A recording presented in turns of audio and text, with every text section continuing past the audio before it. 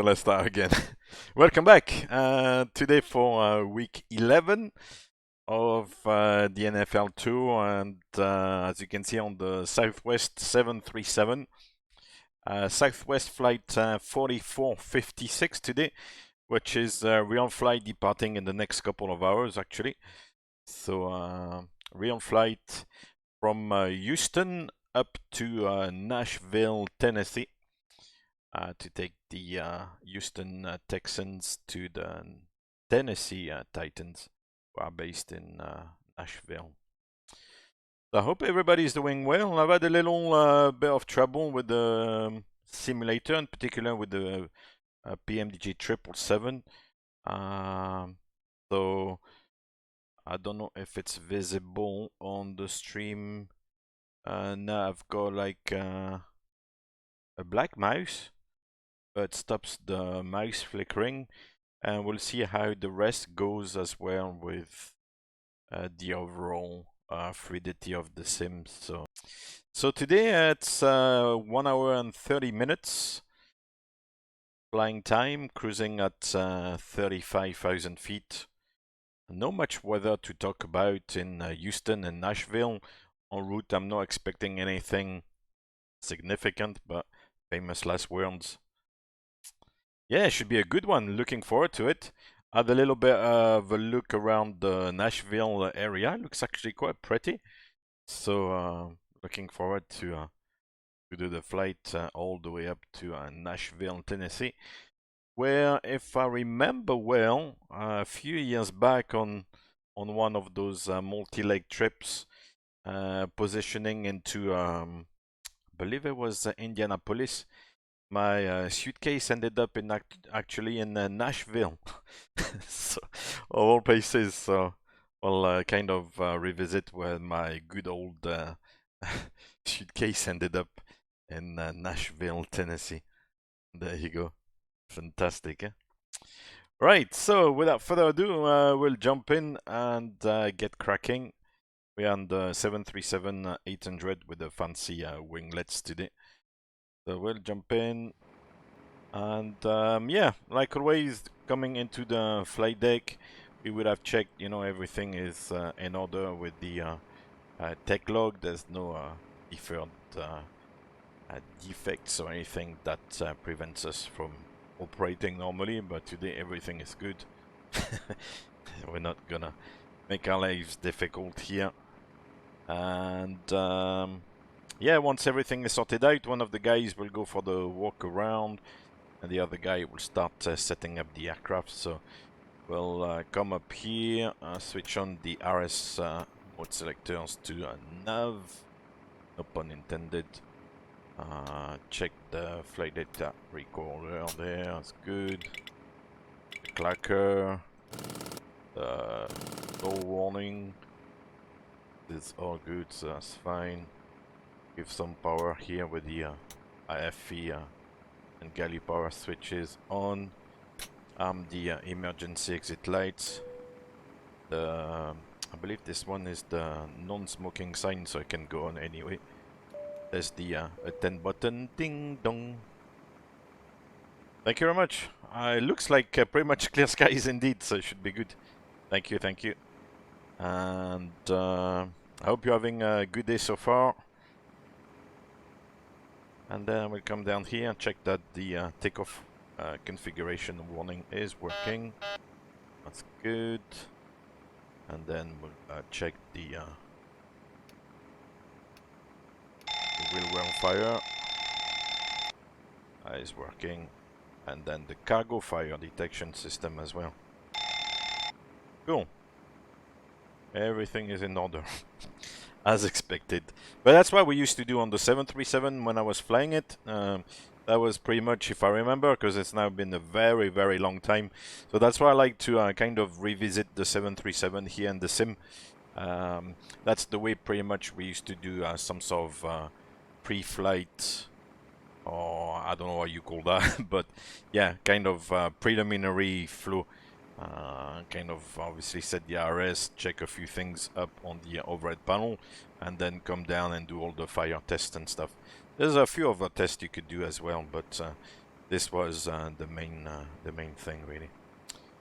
That's the GPWS, which I remember same thing a long time ago as well. Like I actually had my wife on the flight that day, and the colleague was like playing with the GPWS test, and my wife was like sitting next to like a random passenger, and that lady told like my wife said, "Are these guys? What are these guys doing?" Because the GPWS test was like screaming, "Terrain, terrain, pull up, wind shear, all that stuff." I was like, "Wow, what's going on?" You can well imagine the person sitting there at the front was like, "What are these guys doing?" But yeah, that's what the test is doing, you know. So there you go. All right, so once this is done, we can jump into the FMC. The FMC is already asking us to enter the RS position, so that's all good. We've got today model is 737-800 with the SSW, which are those fancy winglets going up and down. Engine rating 26K, rack data still in date until the 2nd of December, which is good. And the next page posing it, so we just follow the prompt here. It's nice. Enter the reference airport, which is Houston Intercontinental. Fancy name. And then for the RS position, because as you can see, the boxes are empty there, but the boxes kind of prompt you to actually fill them up. We'll go to GPS left, and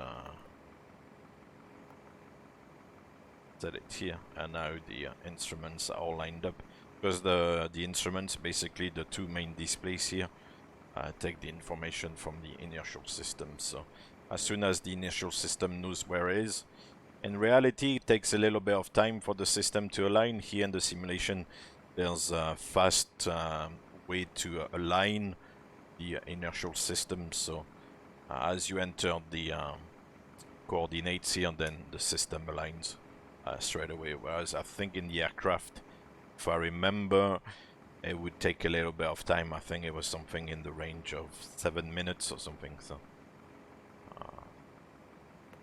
right, then we go on the route, do the flight plan request. Yeah, let's do that. And I just have to scroll through all the routes.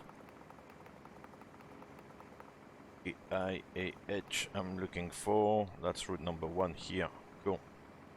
Like that one. And then at least it'll give me the saved route, which is nice.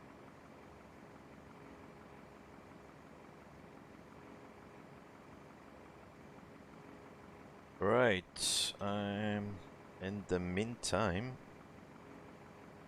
I'll get rid of the cargo, the catering. I mean, those. I should get rid of the catering. So the route uplink is ready. So we'll load it. At the time when I used to fly the 737, we didn't have the ACARs and data link systems, so all the FMC entries were done manually, which was okay. I mean, some flights were a little bit longer to put into the FMC, in particular the route, of course, but most of the time it was it was okay. It was not that bad to do it manually. It's just you get used to having the data link and enter it all, you know, automatically like this. We have the Southwest 4456 today, and the route is here, O's to Sutton, Juliet 29 to Memphis, and then the arrival. Execute that. Perfinite, I'll enter the reserve, which on this flight today, reserves wise is 2.9. Obviously, a bit of a smaller number. No, this box here. A bit of a smaller number today compared to a 777 reserve, but yeah, it's aircraft, of course. 35 as the cost index. cruising at 350. The cruise wind from the flight plan, that's the top of climb wind. So that's really where we used to get before. Same thing for the cruise wind.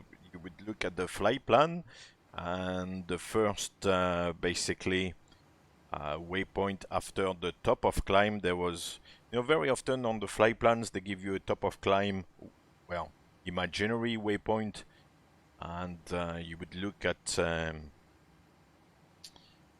the wind, the first waypoint after, to work out your cruise wind. So basically the first cruise wind you would enter here.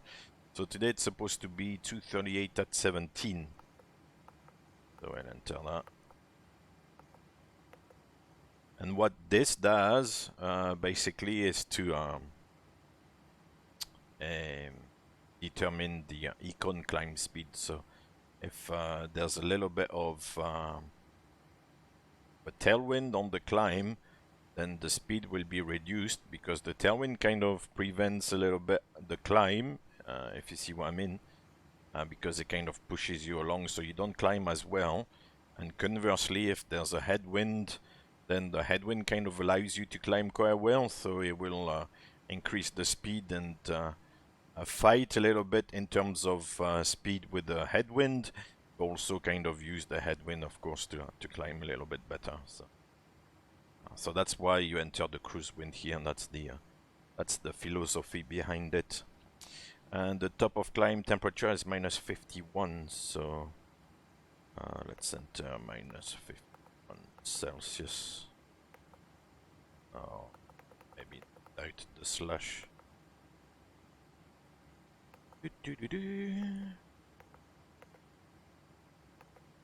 Cool. Transition altitude is 18,000 feet, so no issues there. And all that. Yeah, cool. Then departure arrival.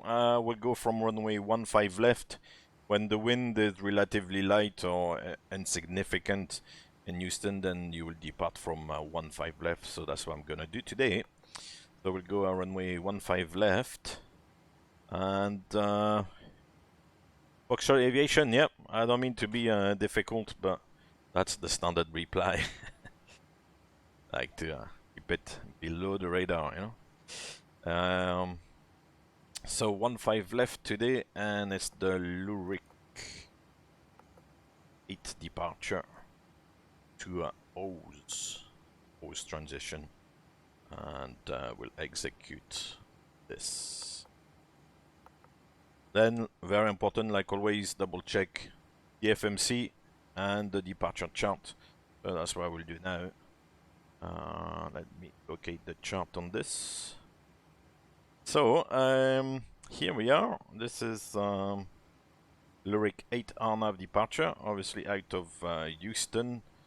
The runway 15 left and right, climb on heading 149 to 600 feet for radar vectors to Kentucky, which is the first waypoint. Kentucky, which is obviously not in Kentucky, it's in Texas, but hey, there you go. That's quite funky. Kentucky waypoint in Texas, just off Houston Airport. Then we go to PT, Darter, Music, Claven, Velco, Enjoy, Lyric, O's. Must be some sort of musical theme or something. Enjoy, Lyric, Velco, Claven, Music. Yeah, anyway, you get the drift. So initially we've got 149 heading to vectors, so we can use actually LNAV, that will do. Set the heading here, 149. Yeah. And it shows up here the top altitude, so initial climb 16,000 feet. Although there's no ATC, so it's not really a concern, but there you go. So first waypoint is Kentucky, then we go to PT, then to Darter. After that, Music, Claven, Velco, enjoy. Lyric is here. A long transition, and then to O's. Yeah. Cool. That's that. So I'll go straight ahead initially with LNAV and VNAV, and quite quickly I'll give myself a left turn on track to Kentucky. Bit nice and easy. Should work out nicely. Cool. The route data here, I don't think I can pick up the winds, unfortunately. However, I think in the descent. Oh yeah, you've got to enter the winds here. I've got a flight plan in active sky. Yeah, I do. Oh, you request the wind. I can do it before actually the top of descent. It's okay, cool. So I believe for the FMC for the moment, that's it. We'll just wait for the 0 fuel weight and leave it as is now. Cool. Now for the FS panel here. So the FS panel is this little section here of the flight decks, this little panel. It's the FS panel. With the minimums, the altimetry, and some of the different symbology on the display there. So we'll make it inches of mercury, since we are in the US. The altimeter is 3000, is that correct? KIAH.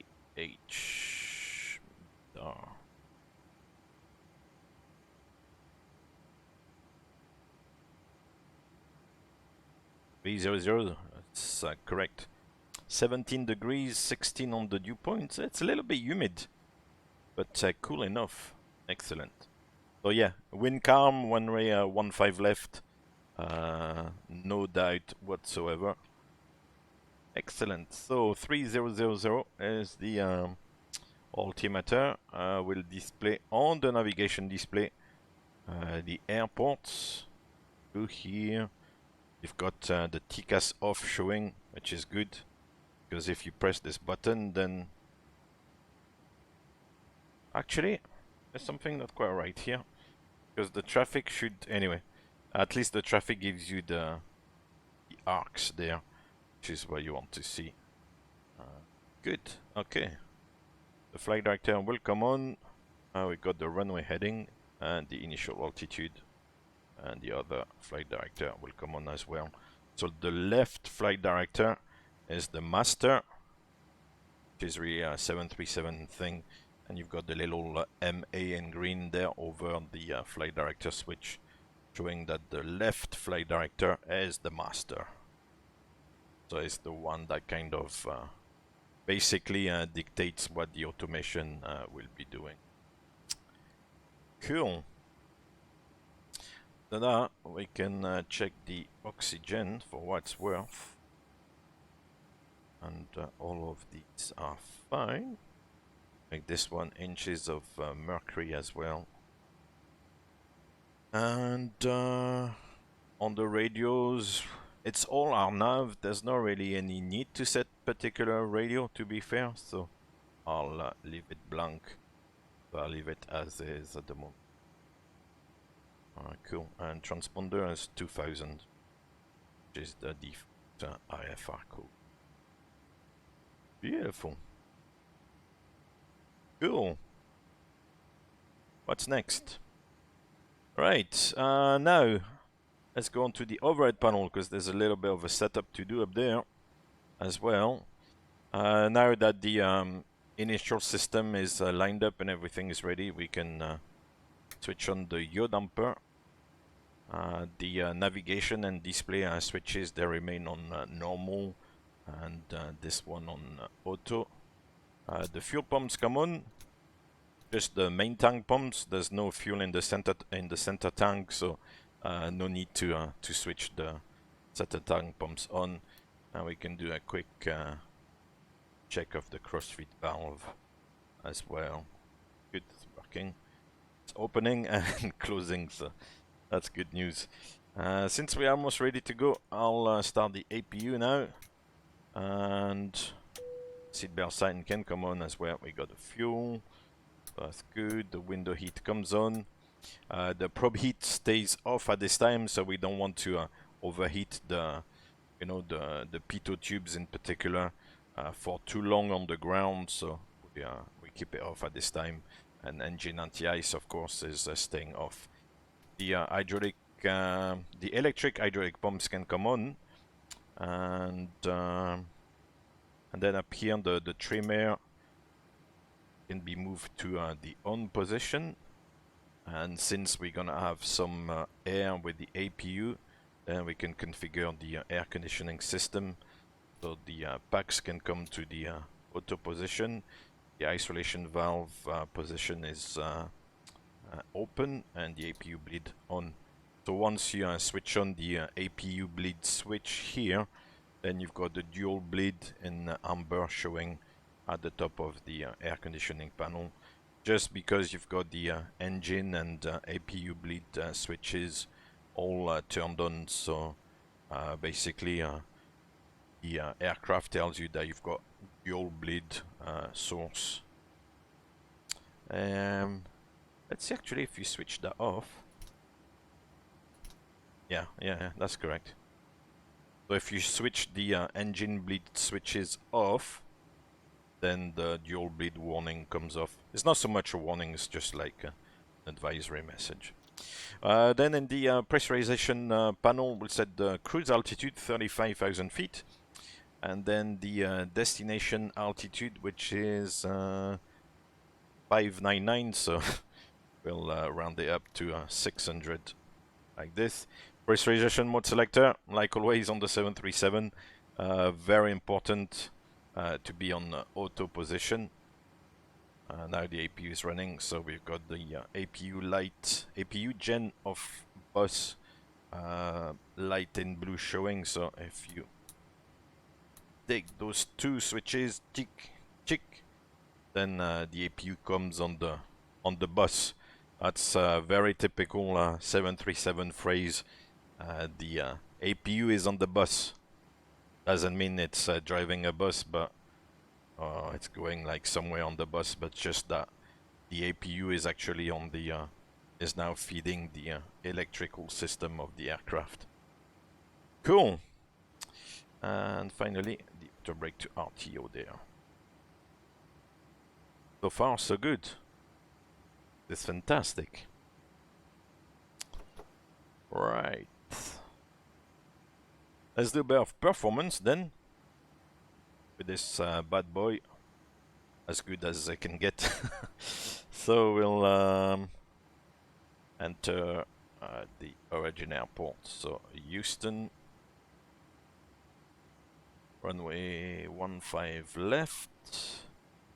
Condition is dry. Yeah. Wind. Let's show the keyboard. It's 0. Temperature was 17. KIAH was 3000. If it takes it, I'm not sure if, or maybe you have to put a point. I can't remember. I never remember. Yeah. Right. So backspace. So 30.00. I should work. Cool. Takeoff rating. Optimum. No. That's not what I want to do. Takeoff 2 first. Optimum flaps. Mind you, no. Same thing on the 737. Flaps 5. Air conditioning is on. And engine anti-ice will be off. So at this stage, what I'm doing is I'm trying to find out with takeoff 2, so with 22k thrust reduction, how much weight I can uplift. So takeoff 2 is the easiest and the lightest effort asked, to for the engines to provide. So that's why you go for takeoff 2 first. If takeoff 2 doesn't work, then you'll try takeoff 1. But if takeoff 2 works, and it should work, then obviously you're going to use the smallest takeoff rate to help the engines and the wear and tear of the engine. So we'll calculate this. Let's see what it gives us. So it's giving us a weight of 68.1. So with takeoff 2 with a D rate of 22k, 22,000 pounds of thrust. The maximum weight we can lift is 68.1, and our takeoff weight today is going to be 67.9, so just under. So that's good. 22k is going to be good. Cool. So we know we can do it, so that's nice. And if we enter now the actual weight,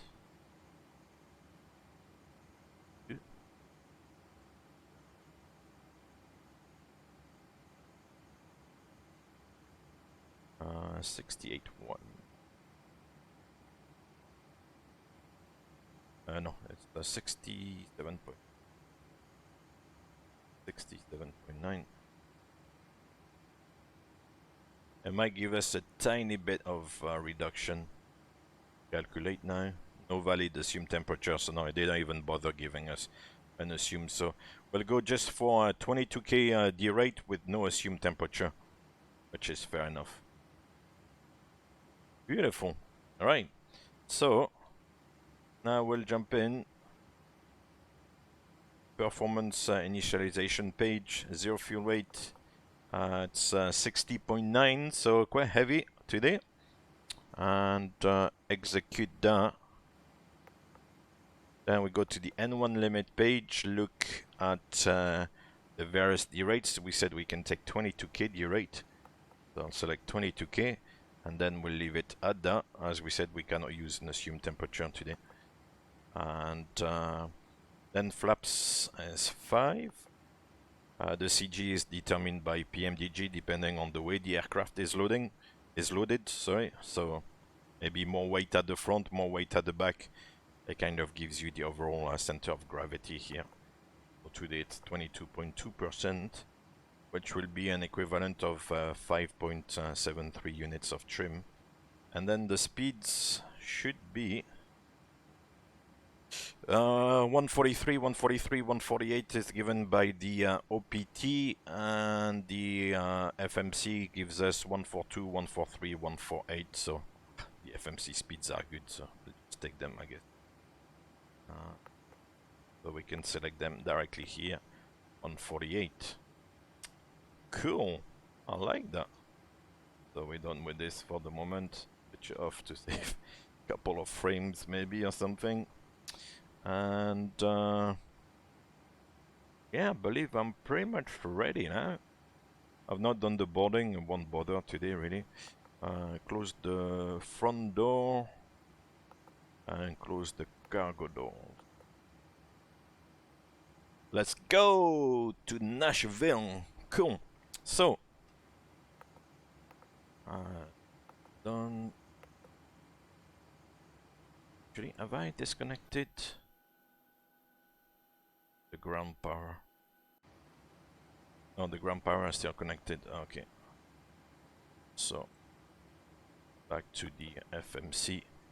Obviously, in the aircraft, there's no such thing. There's no like FS actions and fuel payload doors.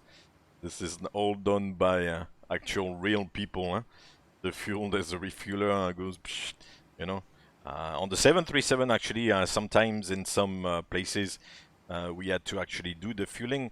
Not maybe do the fueling, but switch the, you know, the pump switches on the under the wings. The fueling operate the fueling panel,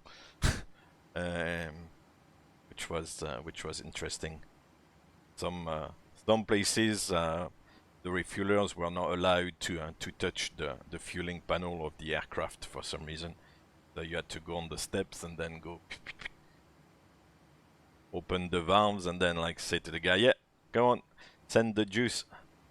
So ground services will release the ground power and remove the chocks for the parking brake here. Excellent. Now we are ready. I don't have the checklist. I'm not gonna run the checklist. It's probably gonna forget something along the way, but sure it'll be fine. Survive. Right, so for push and start, the hydraulic A pumps come off, the air compacts come off as well.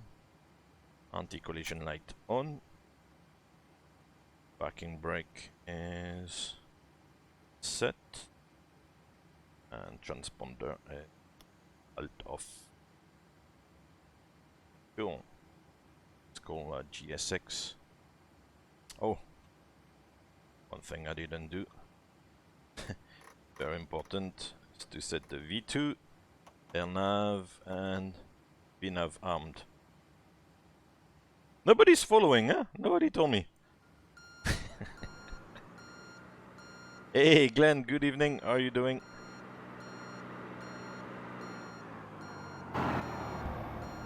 Right, so everything looks clear. All the ground connections are gone, the bridge is gone, all the doors are closed. Hello, Captain. We're ready for pushback. Right forward over wing. Oh yeah, there's a little defect here. Okay. We'll disregard this, I think, for the moment. I think these two-door lights will go off at some point. I'll just double check though that the doors are all closed. But the overring shouldn't be open like that. I think it's a little glitch. Doors open, open, open, open, open. So they are all closed. Nose to the right today. Departure check completed. Bypass pin inserted. Hey, Sliman, good evening. Release parking brakes. Parking brake ready. Commencing push. All engines clear. Start at will. Perfecto. Very much on time. 1600. Oh, it's not 1600 actually. It's only 1200.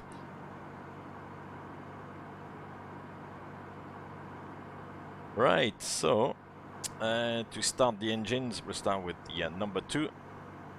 Start switch to ground, and then come down here. Note a positive N2, then increasing oil pressure, N1, and when the N2 gets to 25%, then we'll bring the fuel in like now. Yeah.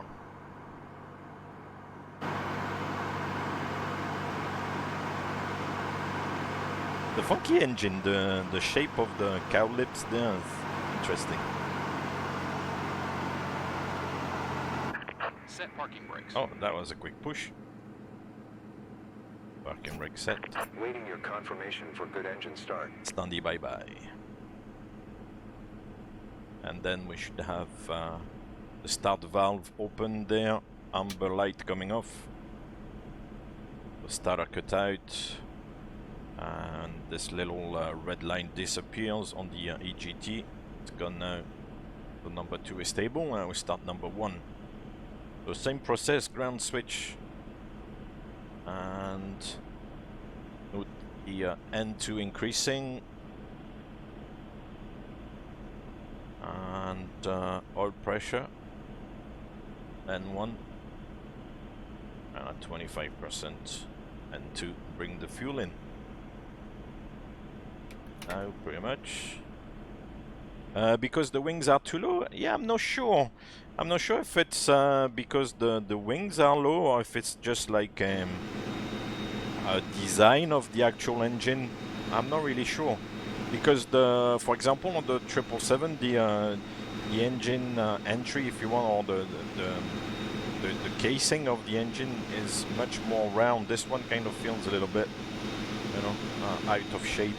If you see what I mean. On the 737, the engine's actually very close to the ground. So in particular with like crosswinds, you've got to be careful not to dip the wing too much, because you could, you know, scrape the bottom of the engine. You know, if you go like wing down a little bit too much, then There's no much clearance, so you've got to be careful. Right, so 2 good starts. So let me confirm with GS6, we can get rid of them on the ground.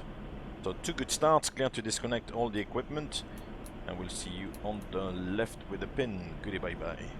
So now we'll put the engine generators on the bus, switch on the probe heat, the anti-ice is not required, get the A pumps back on, the air conditioning packs to auto, isolation valve Unlocking auto, APU bleed, we don't need it anymore, so off.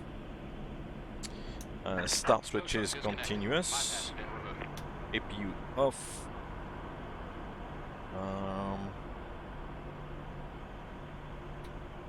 Check the recall. Yeah, we've got the doors, but that will come off. I'm not gonna sleep about that. No, the doors are not closed. Are not open, I mean. Left is clear. Right is clear. Check the system. The hydraulic system is good. Blank the lower engine display. Check this bad boy here. Place. And we can set the trim 5.7 units. That'll be very much. Yeah. I like the stabilizer wheel on the 737. It was going like, and then you've got a little. I don't know if you can open the. Can we open the handle? There was like some sort of little handle you could like open and pull away from the wheel to actually move the wheel manually, which is a little bit cool. I think I read somewhere before is the 737, the landing gear has no doors covering it.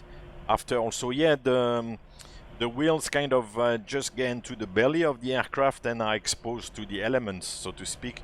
We'll have a look at it. I think it's probably simulated. We'll have a look at it, you know, once we climb out or we are in the cruise. We'll have a look underneath the aircraft to see how it's all laid out. But I do believe, yeah, the wheels are like directly into the belly and there are no doors. For 777 there are doors, but not for this one. It's funny. The wheels must be quite cold at altitude. Right, so we still have those doors, but I think a little bit of increasing the thrust will get rid of that warning. Cool. FS2 crew is all gone. Beautiful. Let's go. Eastern traffic, southwest 4456, taxiing to runway 15 left. Right, let's go. So no FS2 crew, I've got to do everything here today. We'll go taxi and runway turn off lights, and off we go. So this is November Delta here, we'll turn left on November Charlie. The door thing is still there? Yeah, it's good. Careful. So taxiway sign, the black background with yellow letters, that's basically telling you what the taxiway is, so it's a location sign, and then the black letters over a white yellow background, it's basically a direction sign. So November Charlie here to the left and to the right, and November Delta is the taxiway we are on. That's the symbology, if you want, of the taxiway signs. Cool. Okay. First left. Clear. What time is it in Houston? 6 o'clock in the morning. It's a truly global world. Somebody's morning is somebody else's evening, so...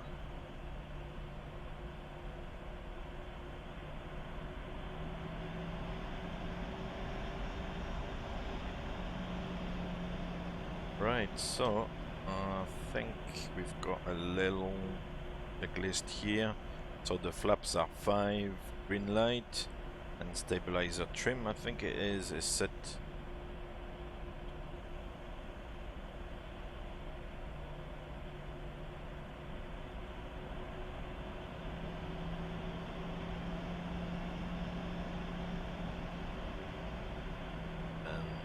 at some point you will ding dong the crew, and then the crew at some point will get back to you with a and the flag deck, which basically tells you that they are ready to go.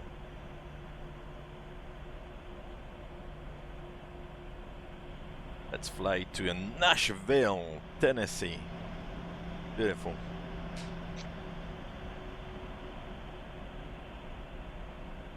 So far, so good.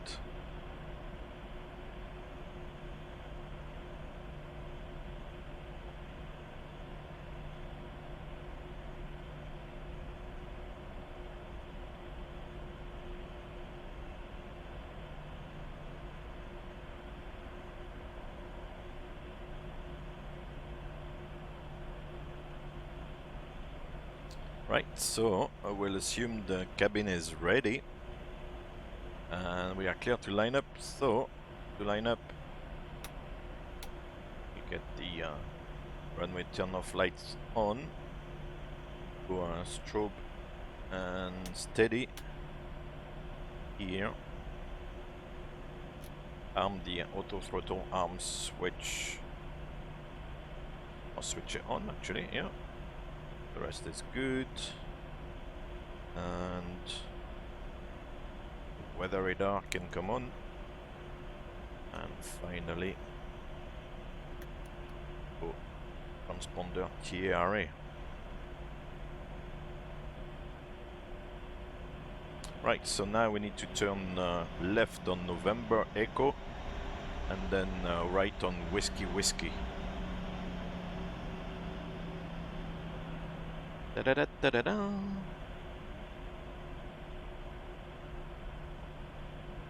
And the water tower is quite typical in the US. A lot of these water towers.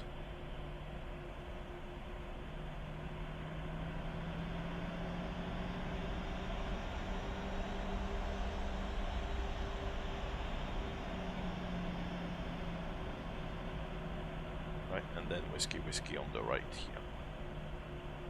Right away. That section is actually a little bit tricky in the actual airport. It's sometimes a little bit tricky to know exactly. There's a lot of taxiways intersecting around here. So there's a purpose in the design then, huh? The engines are not exactly round and kind of a little bit flattened at the bottom to kind of prevent possible engine strike. See? There's always a reason for things. Right, and Southwest 4456 clear for takeoff, runway 15 left. Fly heading 150. Like that. So this is 15 left, Whiskey Whiskey. Clear for takeoff. Let's go. Houston traffic, Southwest 4456 rolling, runway 15 left. That's all clear. Line up full length. And off we go. Let's go. Let's go. Let's go.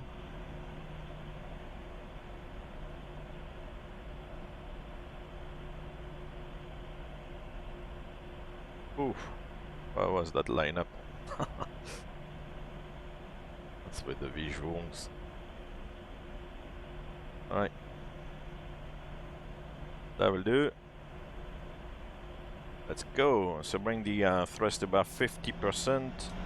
Actually start the timing. And then hit toga. And off we go.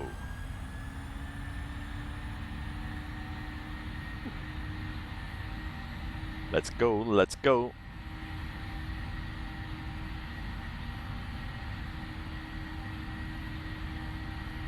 $80 knots. Checked.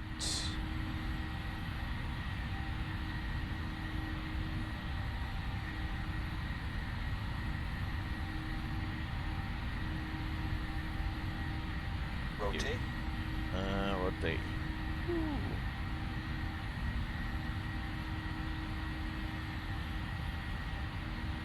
Stiff climb, gear up.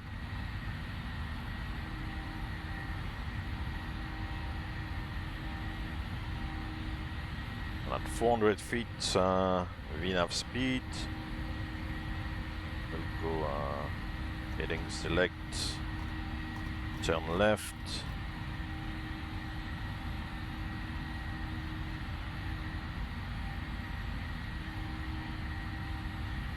And one. Command A. Let's turn.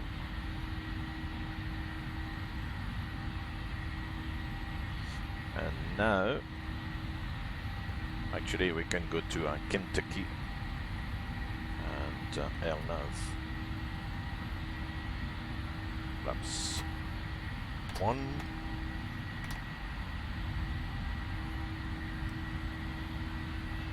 And flaps up.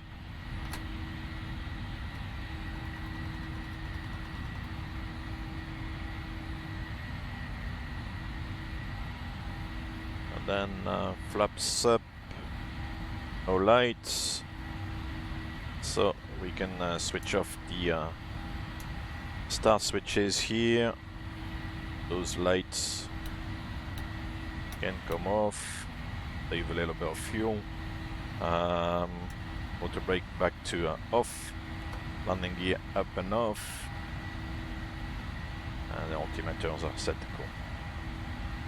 Let's go!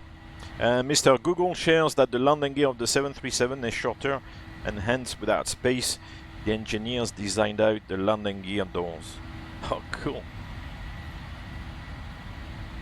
So yeah, it's an easy and simple design. Cool. I like this aircraft, man. I really do. It's like a little Ferrari of the skies.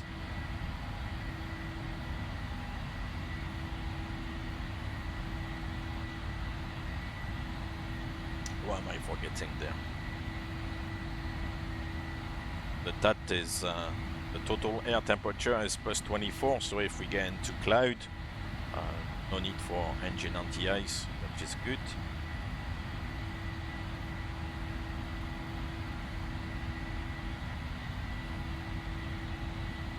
Oh, working very nicely.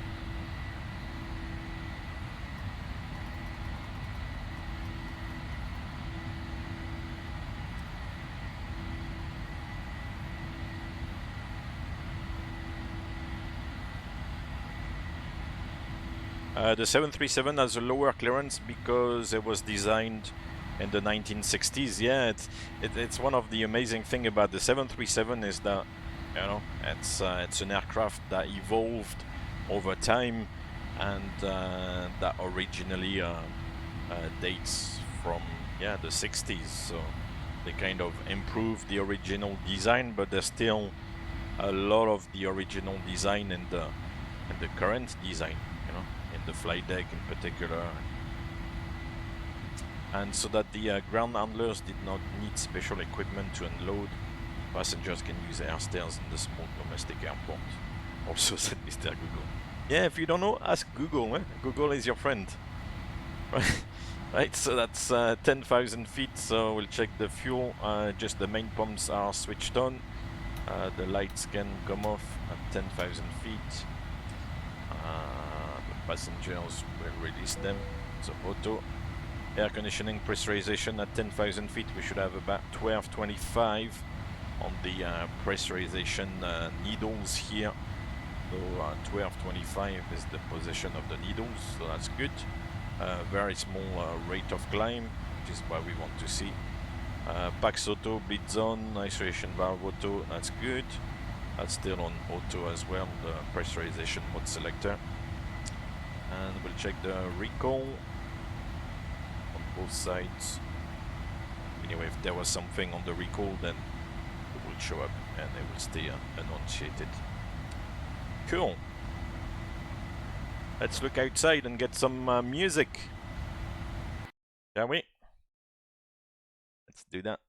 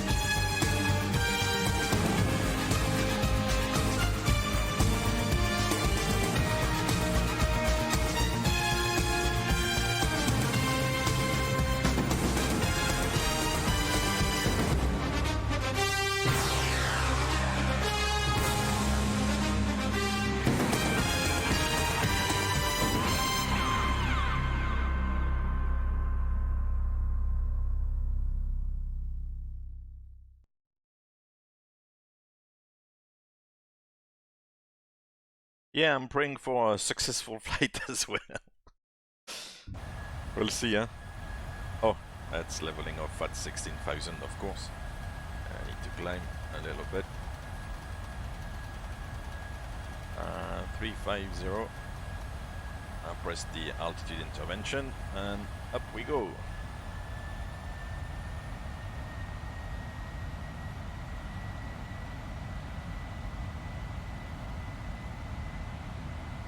So as you can see there on against the, I don't know if it's very visible, I now have a black mouse. Because that's what I seem to have like fixed the issues. So we'll see. We are approaching now transition altitude in the US, where from the local altimeter setting, then you switch to the standard altimeter setting. So we reset the altimeter to standard. Standard as well. We're now passing flight level 177, climbing level 350, which is set once, twice, and 3 times. A lady. So yeah, you make sure that once you get the final cruise altitude in the MCP panel there, then you check you have it once, twice, and 3 times up here. It's just a little trick. Yeah, I'm doing well, thank you very much. I was a little bit what's the word, annoyed with these little technical difficulties, because it's I don't know what's happening, you know. As said today, there was a driver update, so I actually updated the driver, the NVIDIA driver.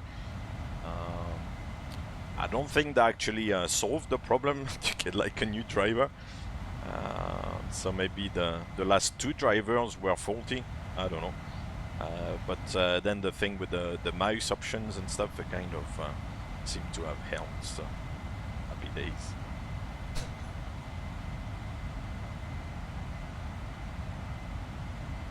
The 737 was no problem, it was I think only really on the 777, and for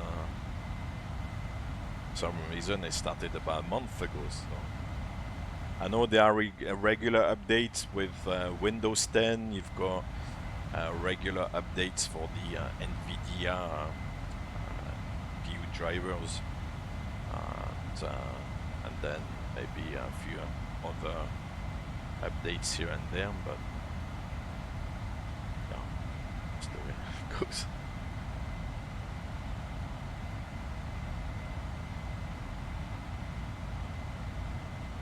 It's frustrating sometimes, because I mean I think I've got like a decent machine and stuff, so if I can't use it to pretty much its potential, then I really find it like frustrating, you know.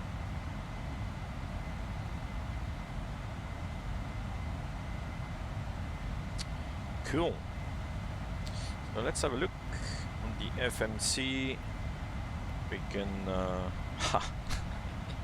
so 777 guy now is on the climb page, so go next page to go to the cruise page. But no, on the 737 there's a climb, a cruise, and a descent page.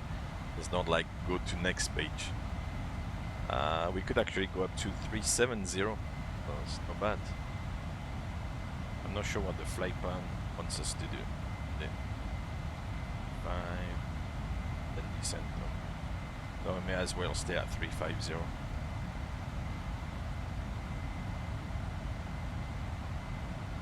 Yeah, it's true. I kind of suspect one of those updates somehow, or you install something new. I mean, and then because that new application or that new whatever needs like Windows settings, like one way, or I don't know. There's definitely something that happened, but how to work it out. I mean, I'm not gonna start like taking notes of all those various updates and stuff like that, because otherwise then you're becoming like you're losing the plot. But you see what I mean.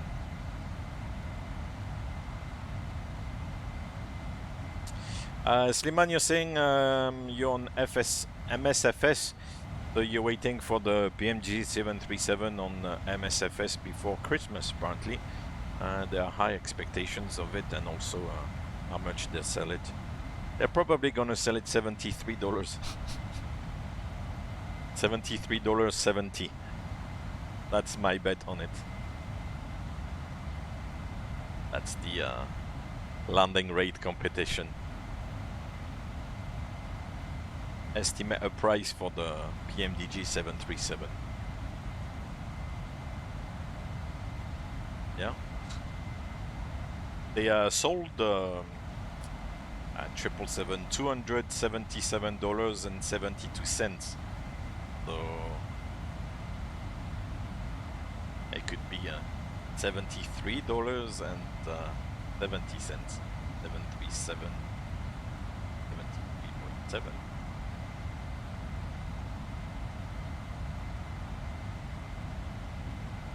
Oh, so 73 times 2 almost then. God. And 100 discount for the early NGXU buyers, which I'm not. Yeah, ouch indeed. Yeah, $140 for a piece of software.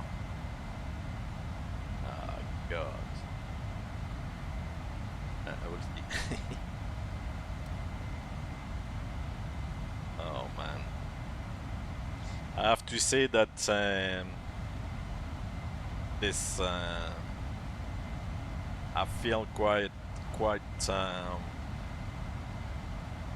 because there's gonna be so much hype and so much like stuff going on about this, and I hope it will be worth it, you know, because I suspect that maybe it's gonna be.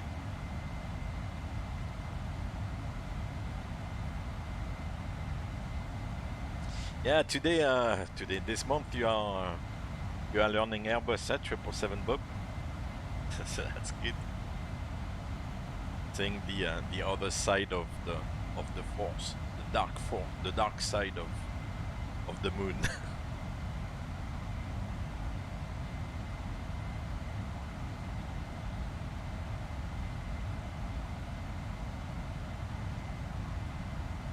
Still climbing. It's a little bit slow in the climb actually.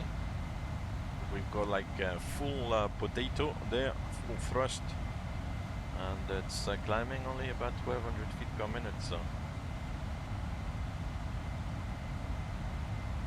yeah, because there's always a lot of hype about like these things.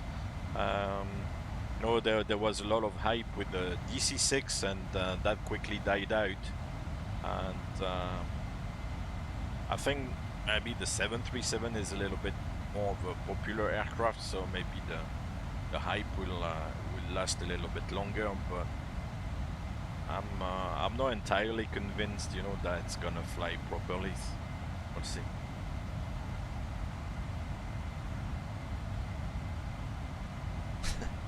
It's love and hate relationship with SFS.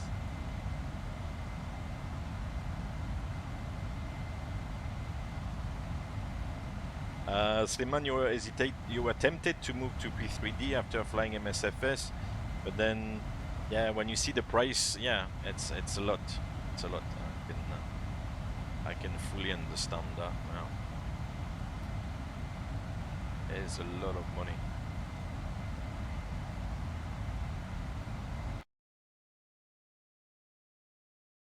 A big lake there. Yeah.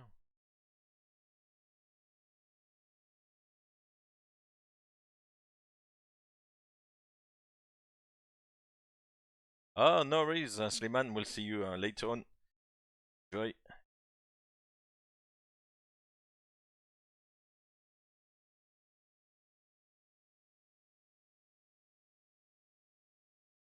Cool. That's a beautiful aircraft. I like this aircraft. A nice livery. Under the low-cost label, I think Southwest is it's a good airline, though. I mean, I guess it's a bit like Ryanair in Europe, I would guess. But maybe in the US, Southwest with like better overall experience for maybe like passengers and for employment and stuff like that as well, I would imagine. Because it's really supposed to be quite a difficult airline, I think, to get into and all that stuff. So. Oh, there's a classic livery as well from the good old days. Right now we're approaching B5.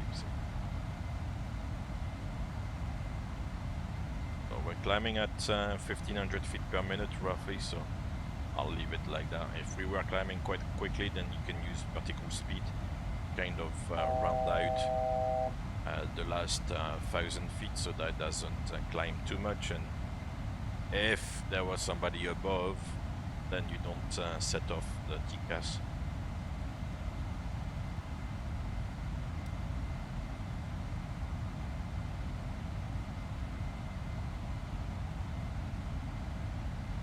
And we'll fly with a very slight tailwind, which is always good to take.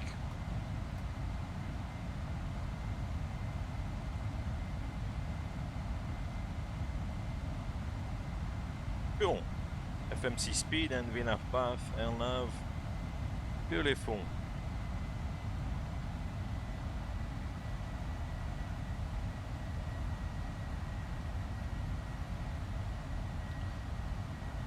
.2 tons on landing, top of descent at 1713 Zulu, but that's not the correct time.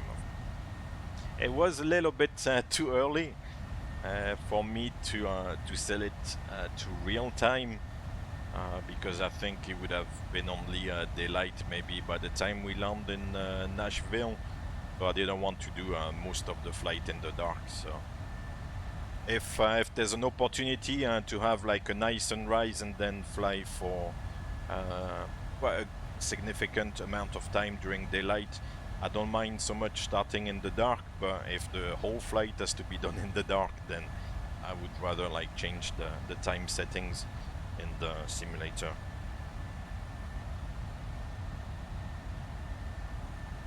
Because otherwise, yeah, you spend the whole flight in the dark. I think it's a little bit much sometimes. Cool. Here we are, cruising along. 35,000 feet. Anta should be picking up the flight. Okay. Cool. Clip to the north. north of Louisiana, it looks like.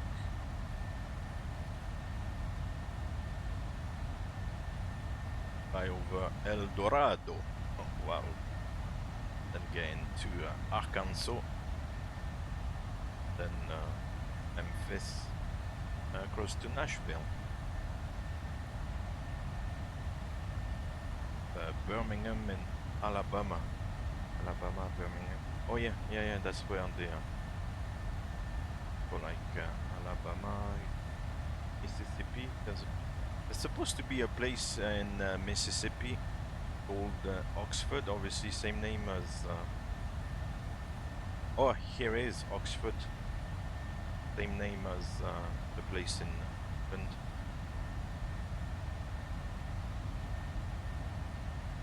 Oh, so that's where like Mississippi, like Ole Miss is in Oxford. That's obviously south of Memphis. Oh. Little Rock, Arkansas, where they had at runway overrun a long time ago. The captain said like, I hate flying around like this at night without knowing where I am or whatever.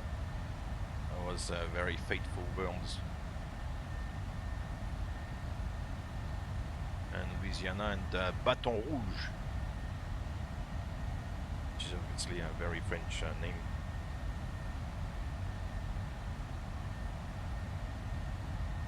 Hold on, I'm going to go and check something. Yeah, I'll be back.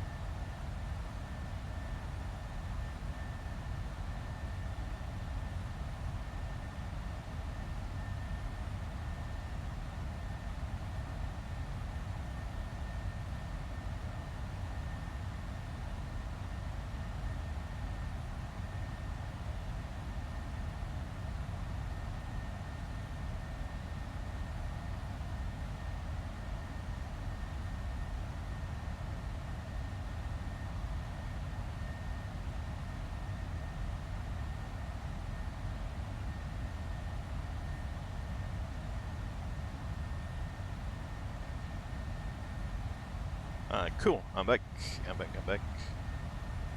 Fantastic. I just need to check something quickly in the house. Yes, the Baton Rouge is the red stick, yeah. Baton Rouge. Fantastic. Yeah, in Louisiana, obviously, there's a lot of French names.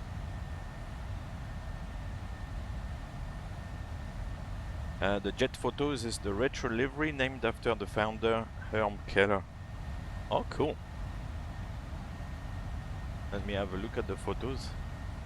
Hey, Valba, I finished Chinese food lunch. Nice. Oh, yeah, that one. Yeah, it's actually quite nice. It's actually a nice livery. Kind of looks, on that photo, it looks a little bit like golden. It's nice. The golden color with the red and then the orange at the very back of the tail, yeah. Nice. How was the Chinese lunch? Makes me hungry, man. So, no time to eat yet.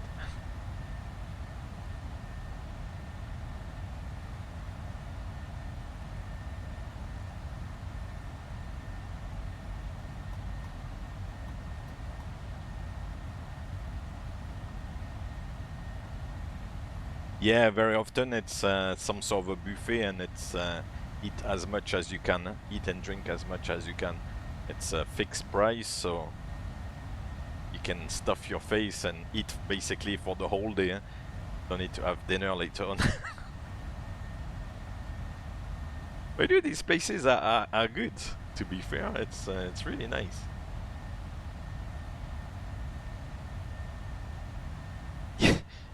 All you can eat and drink, indeed.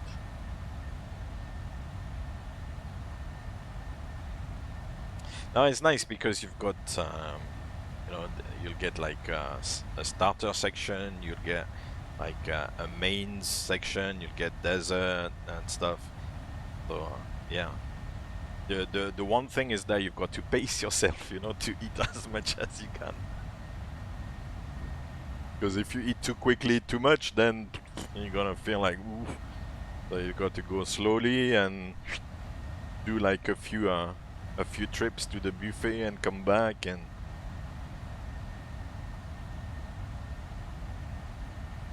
Have to order double if it's Chinese food. It's not filling for long. Yeah, it depends what it is, because some stuff is quite heavy, so that's nice. No, I like those buffets. Sometimes when I go and see my parents, that's what I will do.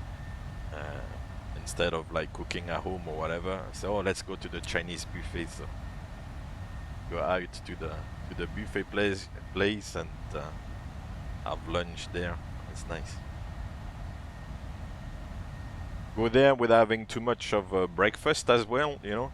Go straight for 12:30 or whatever.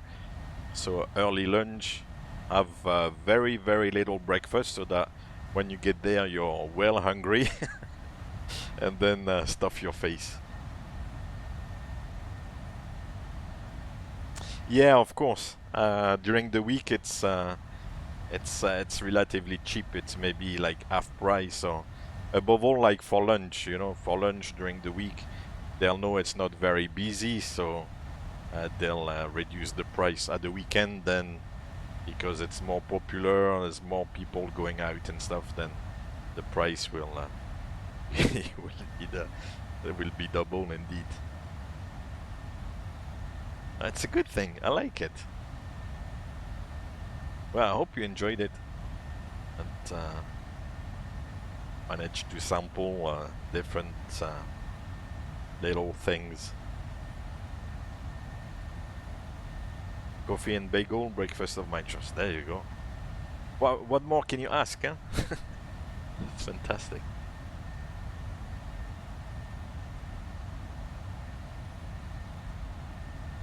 Cool. Man, we're still not at the transition. That's the end of the transition at O's, and we're still not there.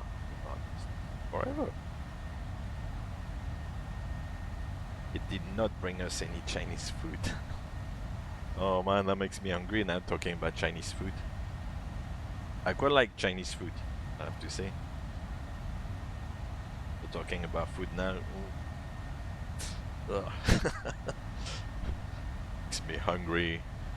Hunger alert. Ow.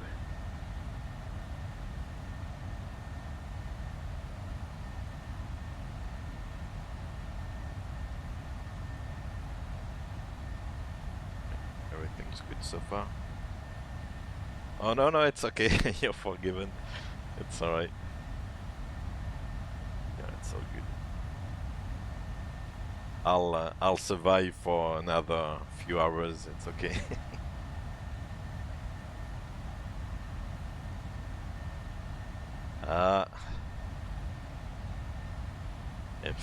If you're getting hungry before going to bed, that's not good.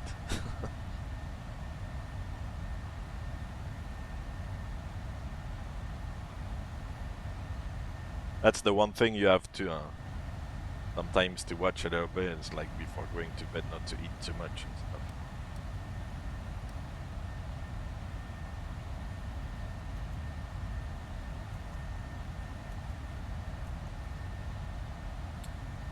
Cool. So 43 minutes on the blocks, 30 minutes on the flying time.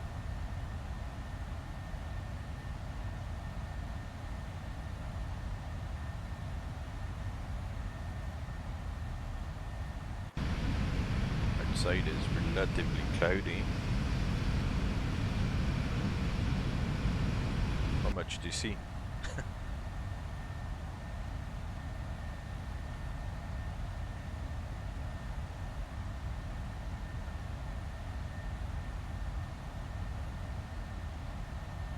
The one good place as well I like, I mean it's not like Chinese food, but it's the Hard Rock Cafe. I mean I try whenever, you know, I go somewhere to a different city or something, try to go and sample the place. I know some people who are collecting for example like the glasses, or sometimes they are like those little towels and stuff, or other like memorabilia or whatever the world is. You see what I mean? But I like the atmosphere in these places. I mean the food, obviously it's like you know, burgers. I mean there's a bit of variety, but I like the atmosphere in those places. So Hard Rock Cafe is usually a good place. And you go to in any kind of big city, then there'll be a Hard Rock Cafe somewhere. So do a bit of Google search, Hard Rock Cafe, I don't know, Paris, New York. That's nice.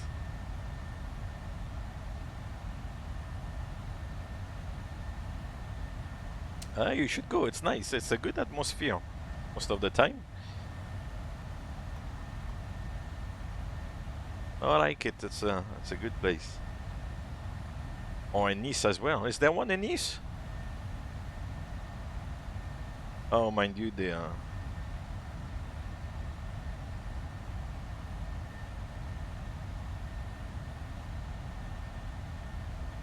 Our cafe in Nice? Oh yes, there is. On the Promenade des Anglais. Oh, nice. In Nice. I didn't know. Oh well, that's a good thing to know.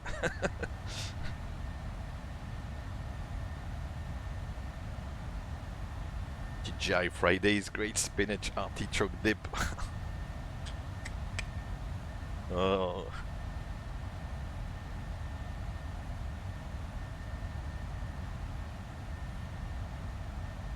Yeah, some of the chains are okay indeed. Yeah,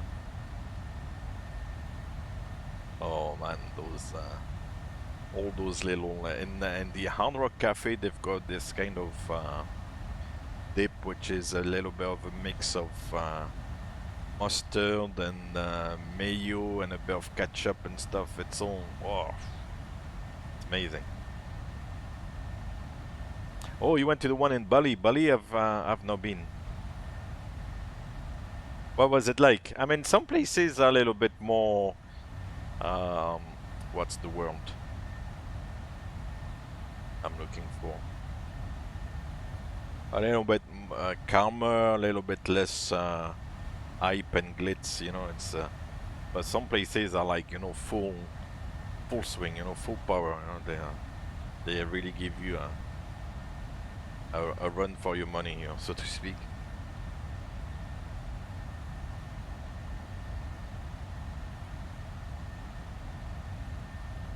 Yeah, not so overcrowded, yeah.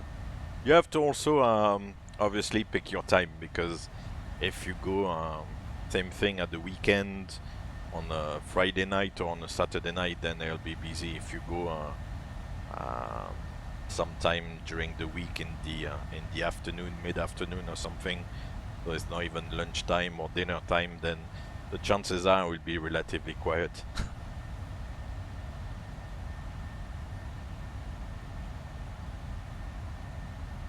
It's very often in a lot of places, because you know there's for me, because there's a time difference. Very often, either I'll kind of eat in the morning or mid-morning or mid-afternoon local time, but for me it's like meal time because of the time differences, so it's good. Bali was full swing. Okay, you go.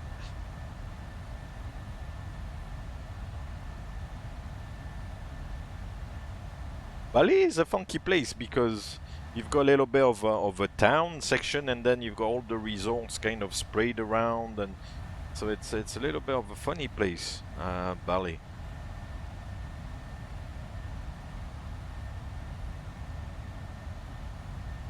Who was? It's the journeyman from Indonesia. Maybe he could tell us. I don't know if he's still here, about Indonesia and Bali.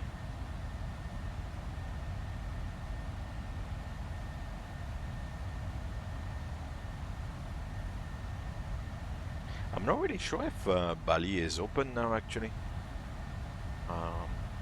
From what I understand, Thailand is open to tourists again, but a lot of Asian countries are still quite restricted, so I'm not sure about Bali. Because obviously it's a huge tourist area, so they'll be relying on tourists to come. Right, so turning at Sutton.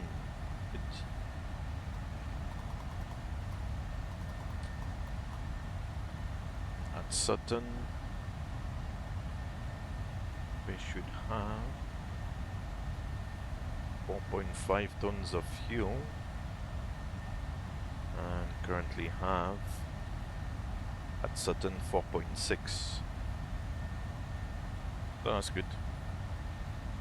The fuel is good. Still closed, huh? Okay. You said it, I didn't say it. Bob, isn't Bali part of Australia? Yeah, from what I understand, it's very popular with the Australians indeed. I guess it's the closest kind of tropical destination away from Australia for Australians. I mean, within Australia, obviously, you've got a lot of tropical areas and stuff above all the further north you go. But if you go across to New Zealand, it's not really tropical. Maybe around like some of the Pacific Islands, maybe it's a little bit more tropical. I'm thinking like Fiji or Tonga or New Caledonia and all these places. But apart from those Pacific Islands, then I guess Bali is the closest.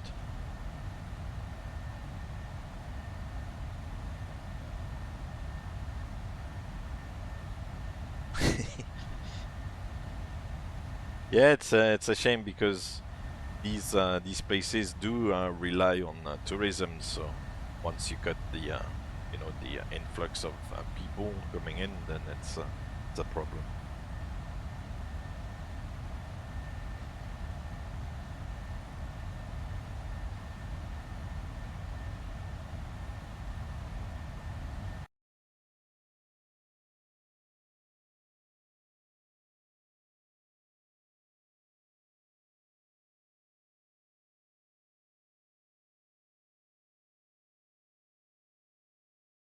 Cool. I like this aircraft. It's really nice.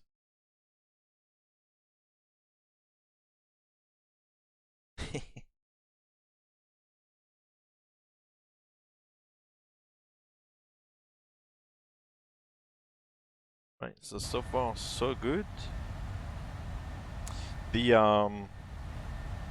for the 737, actually, the Navigraph charts are a little bit better, in particular with the approach charts, because you've got the briefing strip, which really applies nicely to the 737. I'll show you what I mean by that. Because, for example, you've got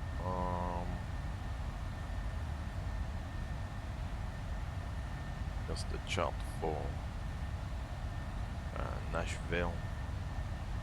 With the briefing strip, then you set your ILS frequencies, you set your courses, you set your minima, which is what you do on the 737, because you've got to set, you know, the courses here, you've got to set your ILS frequencies down here. On the 737, on the 777, I mean, the ILS frequencies are not required because it's automatically tuned. The courses are not required either. So for the 777, I find like the Jepson charts are a little bit not 100% adapted, if you see what I mean. But for the 737, it's perfect because you've got the frequency. The frequencies here on the final approach course, the minima, so you just follow the briefing strip here, and that's half or maybe even 3/4 of your setup done. It's good.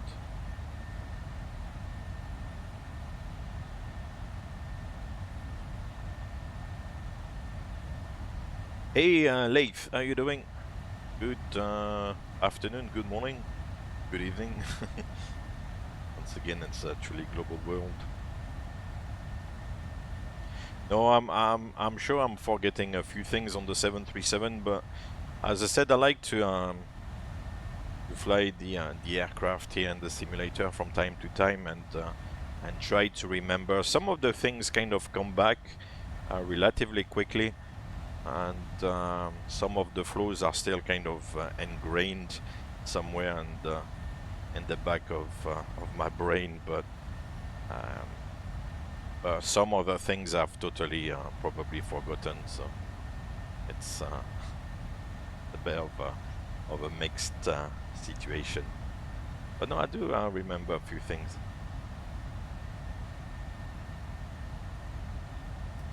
I think it wouldn't take me too long to go back to it.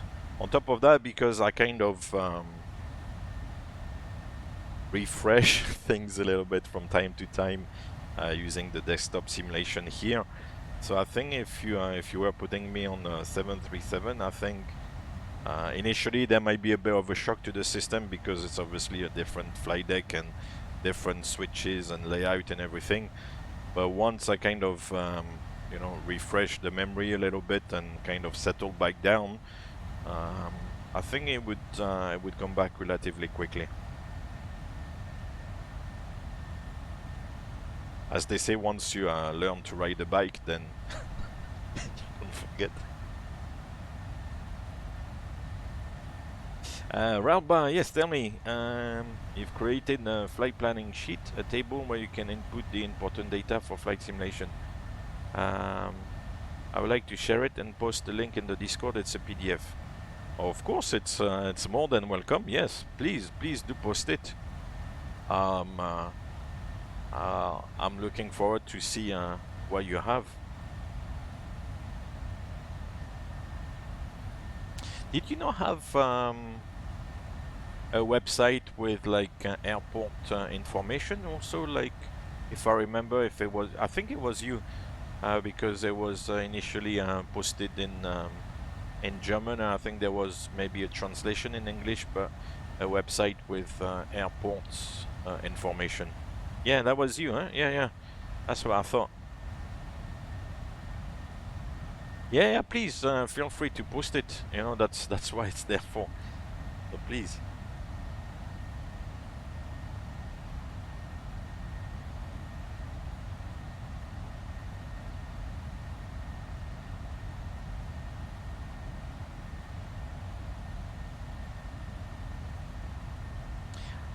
Yeah, on the 737, I think I remember maybe, I don't know, 85% of the different flows.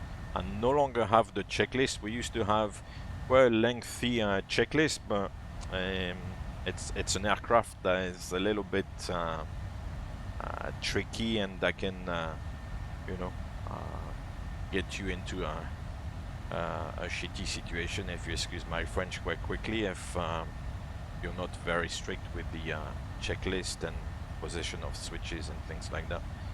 So it's a little bit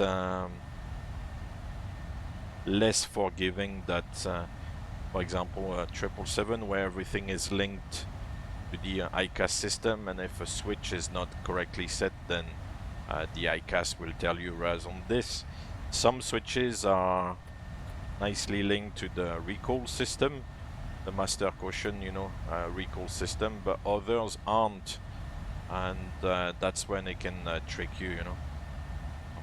I'm thinking the pressurization mode selector, the packs, and other little bits and pieces which, you know, could have a negative impact on the flight. Cool, yeah, no problem, Rabba.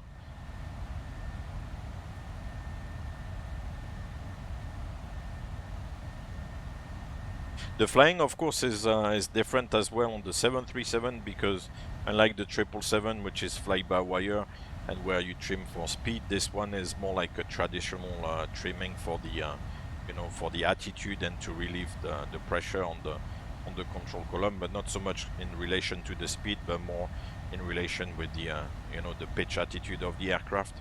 So that will be also kind of getting used to back to a more conventional style of flight controls and yeah, flying at the end of the day.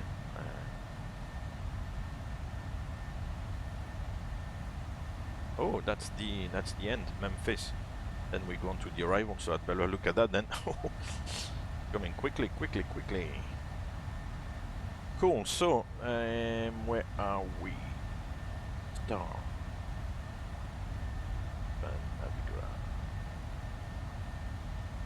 So it's the Chesney 2 arrival, which was filed and starting from Memphis. So we do have Nashville International, KBNA, BNA. So that's the, as I was saying the other day, that's pretty much the only instance in the world where the ICAO and the IATA codes are pretty much the same on the Chesney 2 arrival. So we'll start at Memphis VOR, which was our last waypoint.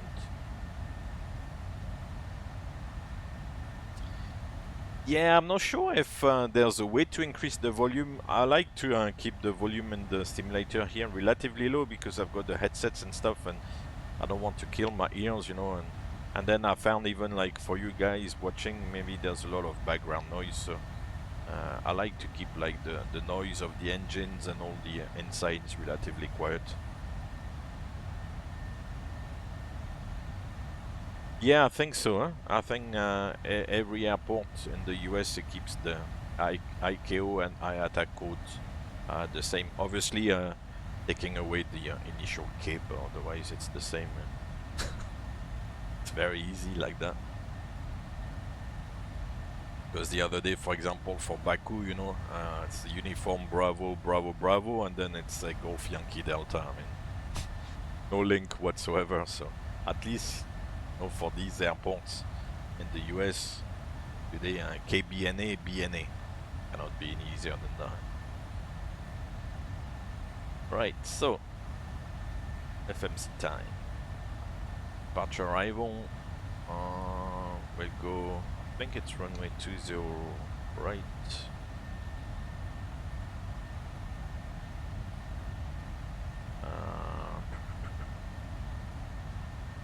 Yeah, 20 left or 20 right. So let me see where I park, because I'll try to park as closely or land the runway that is closer to the parking.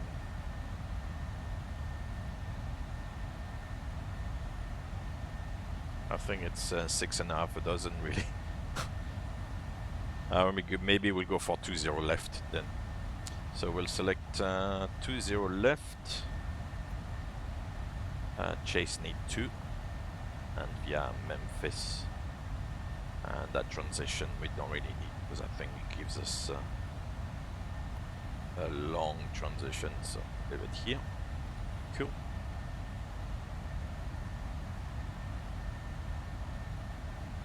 Then we'll cross-check the chart.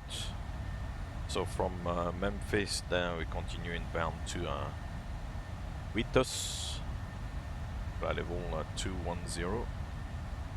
That's checked. And then we go to Chesney with the level bracket, flight level 190 and 12,000 feet. So at Chesney, we've got the level bracket there, 12,000 and flight level 190, which is good. After that, we go to Bowls. The Bowls is 9,000 feet or below. Then to Jadgo, which is in. Then Olna. The Olna should be 250, and once again level bracket 11 and 6,000 feet, which we have here. And after that, continue inbound to good stuff. Good stuff. I like that. Good stuff. 6,000 feet or above, and then finally to Nouveau, which is 220 and 6,000 feet above, and eventually to Joglo, 5,000 hard altitude and 210. Oh yeah, how was it? Huh? The takeoff in 50 knots of wind or something with the Queen in Baku. That'll be cool. Yeah, I don't know what happened the other day on that flight to Baku. Just the computer just went totally stopped. I really don't know what happened there. Right, so that's Joglo. So that's the star. It's all in there. And then vectors. And after the vectors, we'll go on to the ILS 20 left. On to the approach tab. 20 left here is ILS DME.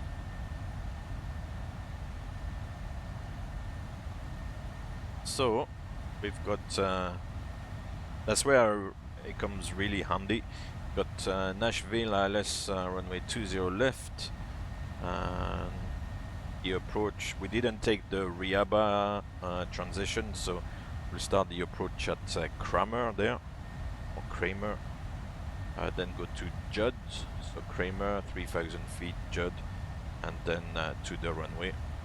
If we have to go around, it's a left turn, 040, go initially straight ahead and then 040, and then climbing to 3,000 feet inbound to Lennon with holding pattern at Lennon. That's all in. Beautiful. What I might do actually is to do some sort of little transition for myself. Baku cargo looks used for fuel stop coming fully loaded from Asia back to Europe. Vienna, Luxembourg and Budapest they fly to. Yeah, it's a good place to stop actually, because you know that's at the doors of Europe, you know, just on the transition between Asia and Europe, so it's a good place indeed.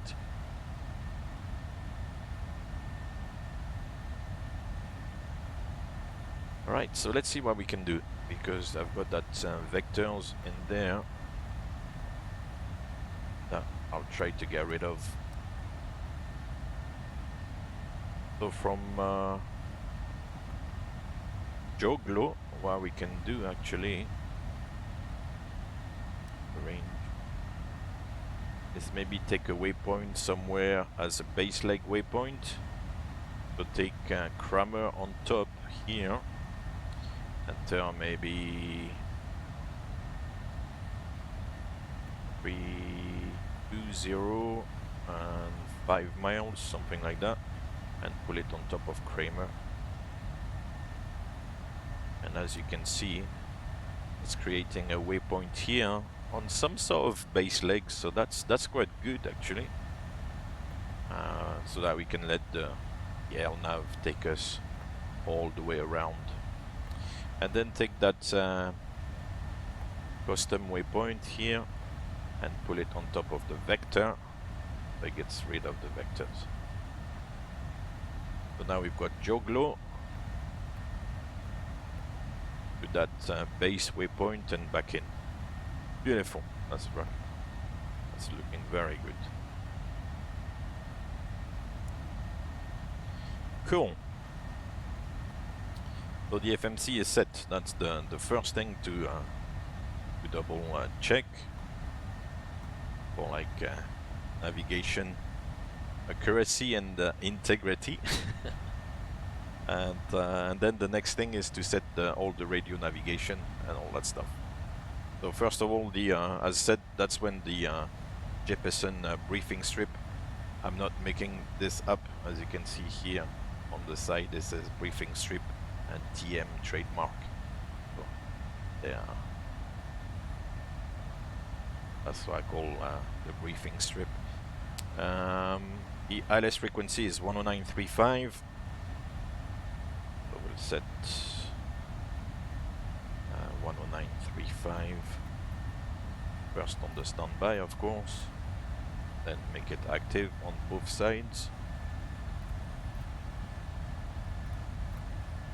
Like so. Initially, if we want, we can also tune the Nashville VOR actually. 114.1 just for the needles to point at something, but the main thing is really the ILS frequencies. And then for the missed approach procedure as well, if you see that you have to follow radial 072 to Lennon, so if you've got the VOR tuned as well on the radio panel, then you can switch back to the VORs in case of a missed approach. Something like that.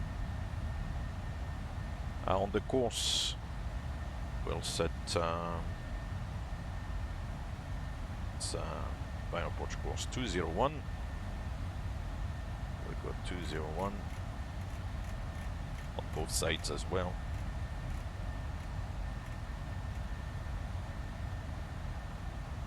And 01.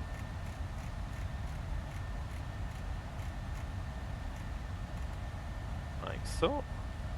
And then just the heading. Always match the heading. I remember when I first learned the 737, they were always going on, match the heading, so put the heading bug over the little white triangle there. So that if you go like vector from ATC or something, then you just like press heading select. It's heading initially in the correct direction, and then you can adjust if the heading bug is pointing behind or something. If you engage heading select, straight away the aircraft is gonna start turning and all that stuff. It's not good. Right. Minima now. Minima. 751, so we'll round it up to 760.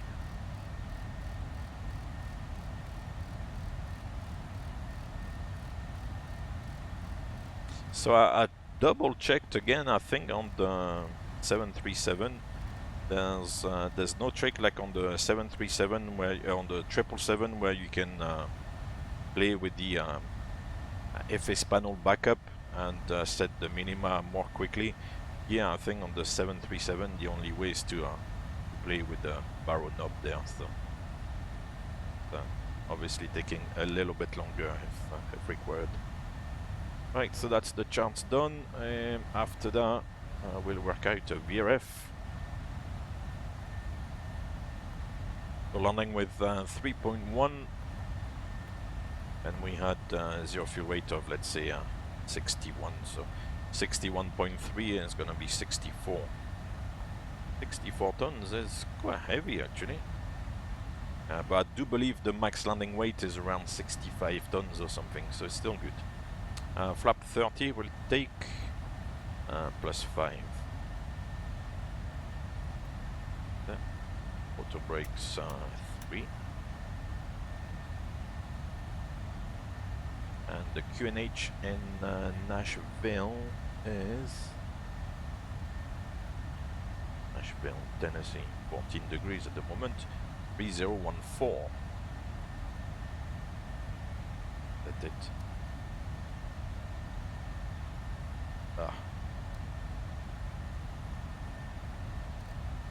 Here we are.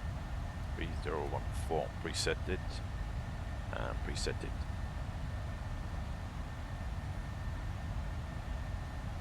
Oh, can I open? Oh. This window opens, but this one with my new black mouse doesn't open up. Unless it never opened before, if you see what I mean. But this, normally the little IFSD instrument here, the window, if you click on it, it would open, but I thought it did. I'm puzzled. And I think I'm pretty much set. Oh, the decent winds. So first of all, here we can set 250 below 10, like that. And then in the forecast, we'll request the winds. Get up-to-date wind. And we'll enter also the KIAH, which is good. Hey, Jan, how you doing? Welcome back. Just arriving before the top of descent. Beautiful. Right, so the forecast uplink is ready. We'll load the winds. Same thing as I said before. When I used to fly the 7.3, we didn't have the data link like this. So for the decent winds, what we used to do is look at like one of those wind forecast chart and try to work out, you know, what the winds would be. So it was a little bit of guessing work, you know. Right, so we got ISA deviation of +7. That's maybe an average through the descent. And the KIAH we said was 3014, so we can insert 3014. Does not take it? 30.14. Oh yes. We set MCP altitude. Okay.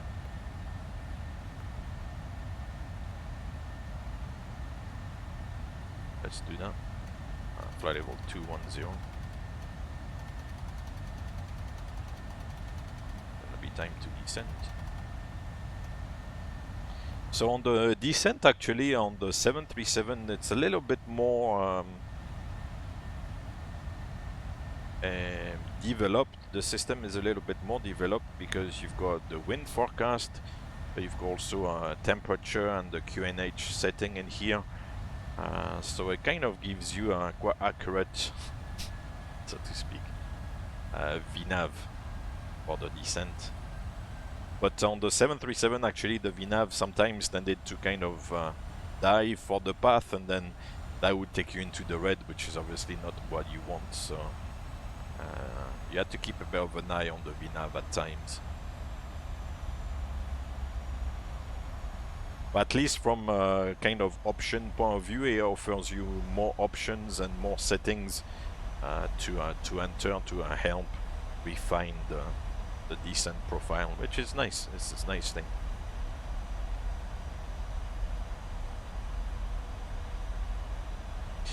What is the little panel in the pedestal in the descent profile of 3 degrees?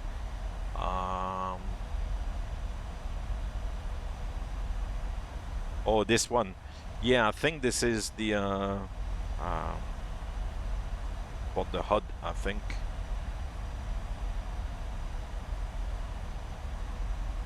Flight dynamics, primary, IMC, runway, GS. Yeah, it must be for the HUD. I've never used such a thing. I don't know what it is. I'll be totally incapable of using this.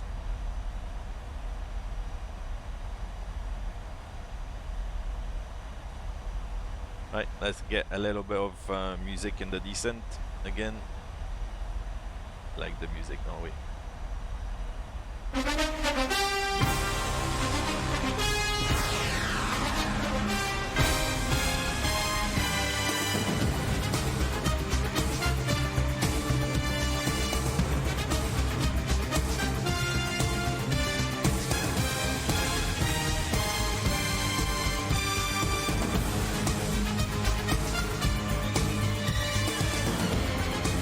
Let's go. Let's go.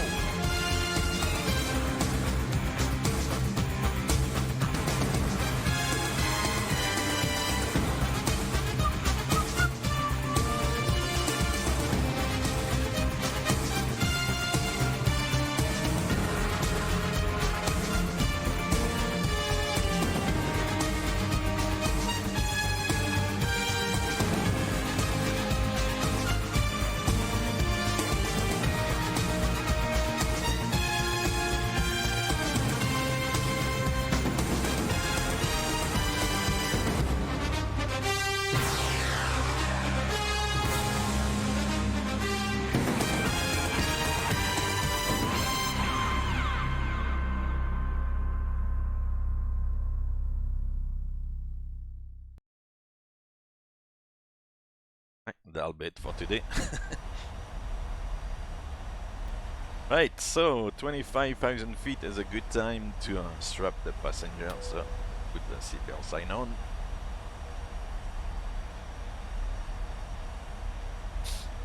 And yeah, first restriction, Witos. We've got 210. It should work out anyway. The green banana is after Witos, so it's looking good. So you can see then with the VNAV, then if you look at the chart and you see 210, you might be tempted to set 210 and descend to 210 straight away, if you see what I mean. But with the VNAV, it'll just like give you the ideal descent. So you just punch in the restriction in the FMC and you have it in the altitude here, and the aircraft would just, you know, take care of everything. Really helps, really easy. Right, and after that we can go down to 12,000 feet for Chesney. Set 12,000 feet. However, we need to wait a little bit before setting the KIAH until you are below flight level 190.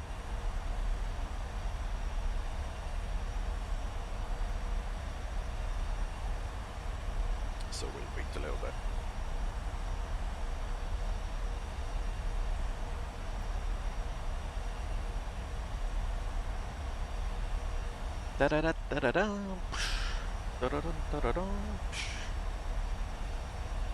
And with the Nashville VOR tuned in at the moment, at least we've got like the green needles pointing in some sort of sense direction, if you see what I mean. So that's good.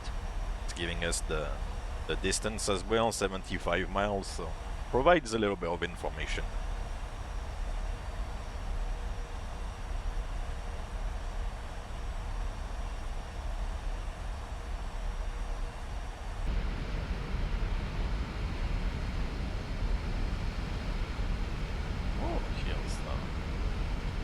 Where is this?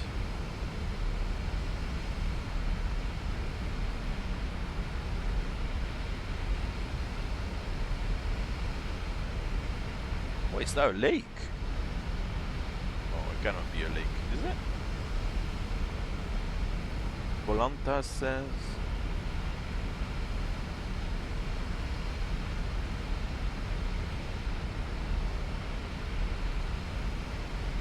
Kentucky Lake? Really? But then the river continues. Place called Florence.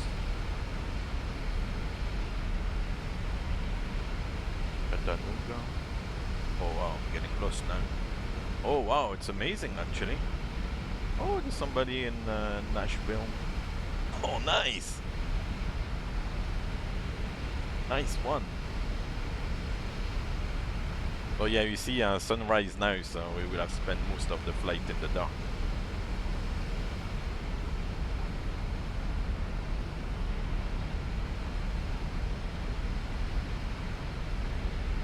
Cool.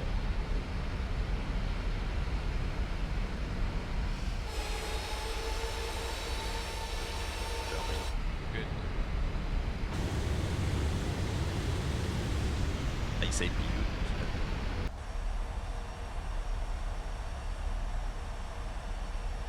Ah well, in spite of the wind forecast and everything, then it's the VNAV is not doing very well. Yeah, that livery with the US flag is nice. Okay, very nice.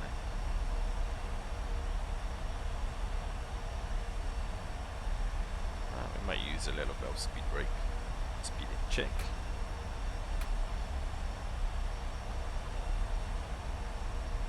And now we reset the altimeter 3014.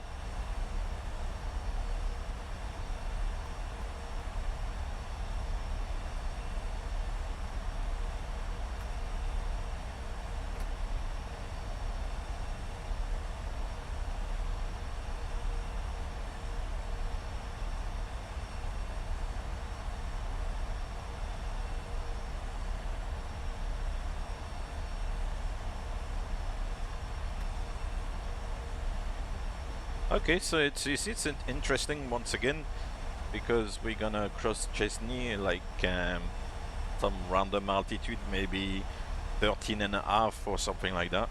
So you have to be between 12 and 190. It's just gonna cross randomly at maybe 13.5. So you don't. That shows you once again that the aircraft is giving you the descent, the ideal descent, and you don't need to be, for example, at 12,000 feet here. It just takes you through the level bracket. That's nice to see. Ooh, Ralba, you're optimistic. You're optimistic. 737 usually it's 200, between 200 and 250. Huh? That's the landing rate usually. So I like your trust.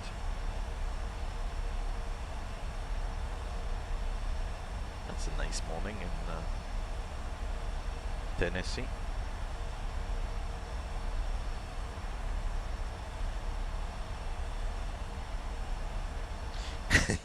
Yeah, -1. -1 is never gonna happen, so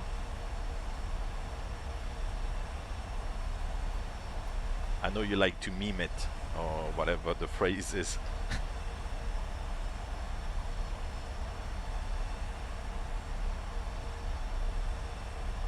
Let's see if I can do... Yeah, I'll set the next altitude, 9,000 feet, then we'll go outside and maybe take a screenshot quickly.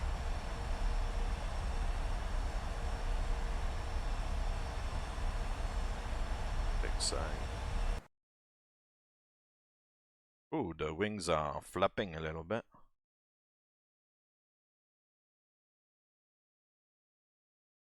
Give me a good viewpoint.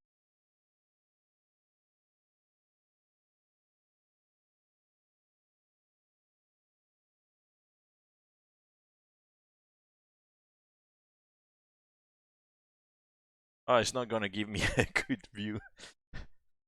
The half of the aircraft is cut there. That's not good. Come on, give us a good point. Oh, here we are. That's perfect. At least the aircraft is in the middle. Right, so paint.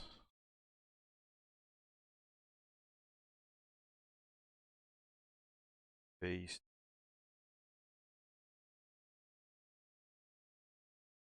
We'll post a little screenshot.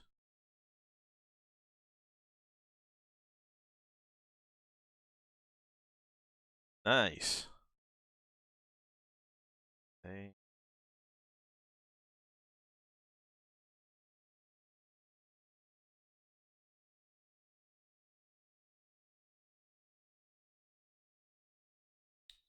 Cool, so that's done. Let's go on to Volanta.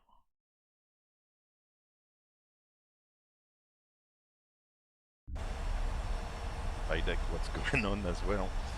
Here's the flight tab. Screenshot. Select it here and post it. Happy days, here we are. We like screenshots, don't we? Right, so just in time for 10,000 feet. So we'll put the runway turn off lights and the landing lights on. Fuel is set, seatbelt sign on, pressurization is coming back, and recon as checked.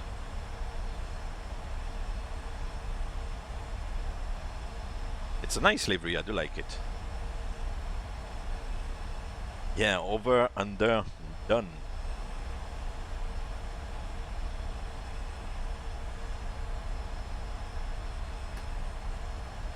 Oh, it's given up on the on the VNAV a little bit. But let's go down to 6,000 feet now. 6,000 is the next level. So you see at this stage, because once again you have checked the charts against the FMC, then you can rely on the FMC for all the constraints. as long as you remain on the briefed procedure, then you're good, you know. Oh, Ralba, you just did the landing rate. I like that, following the advice.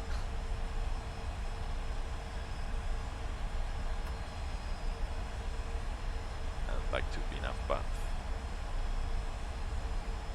Oops. Pitching up and down a little bit. Oh, that's the Nashville.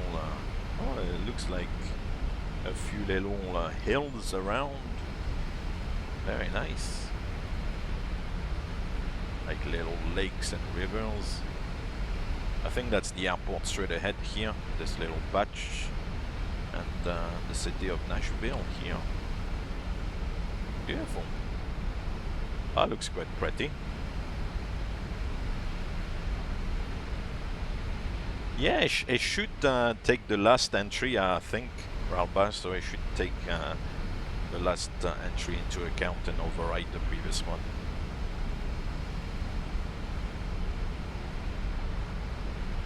Okay, so that will be the city, and the city is crossed by a river as well. What's the river?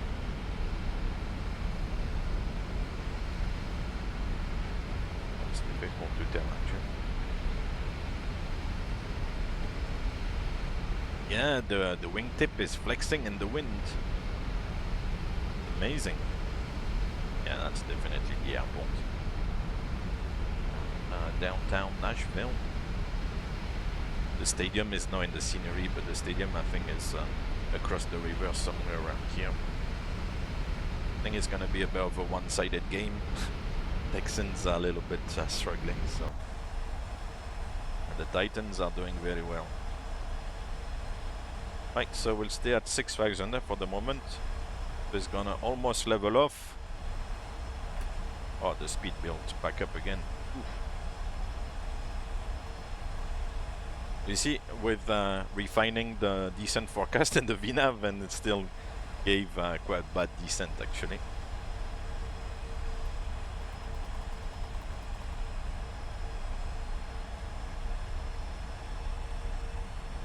Right, now we go now to 5,000 feet.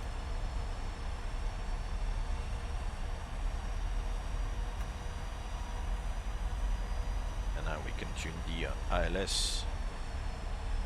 We're gonna need it soon. 935. Let's go and flight level change now. 210.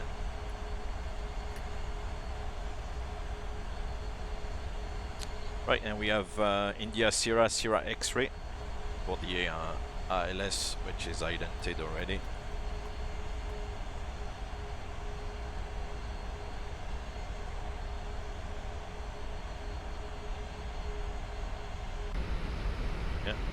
Right over downtown Nashville, with the river cutting across. Wow, beautiful. Virtual. Let's go descent actually.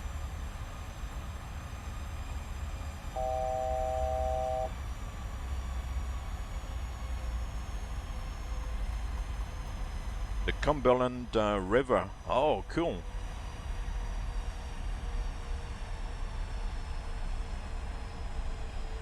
How are you doing, sir? Let's go down to 3,000.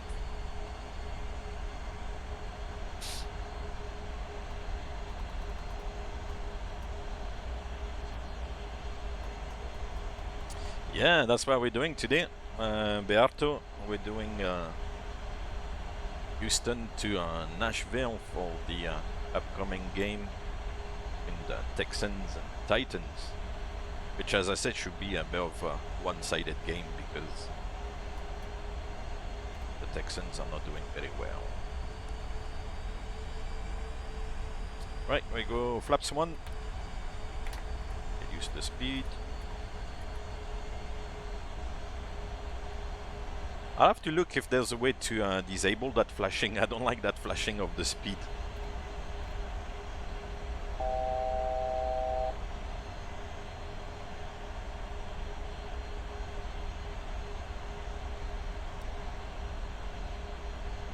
Yeah, they're looking good. They had a good game in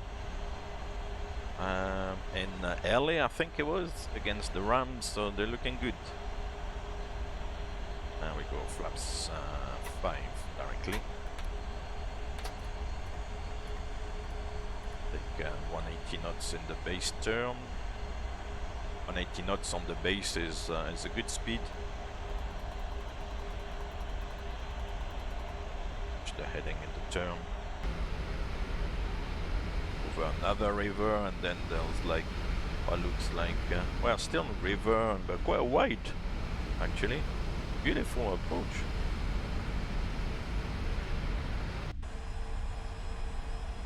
Concentrate on the flying a little bit. Yeah, there was definitely a big improvement. It's PMDG has some sort of like article posted, and their knowledge base, I think it's called. So it was very good. We'll go initially ball lock.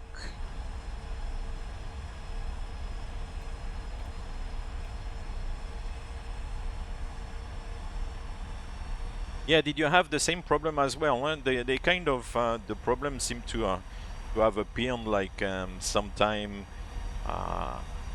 halfway through October, or like the second half of October. I'm not really sure what happened, but because before that I'd never really noticed the problem, and it was no problem, so it was weird. We'll go 170 knots. So we've captured the localizer. So on this one, you have to remember to set the heading manually, the runway heading. So 202 here. It's actually adjusted the heading. And glide slope capture. And the mist is 3000. We already set good. 8 miles to run. Beautiful. Runway ahead. A beautiful approach. Must be a nice area, actually. The city is here on the right. All these rivers and stuff. It's very nice. A lot of water.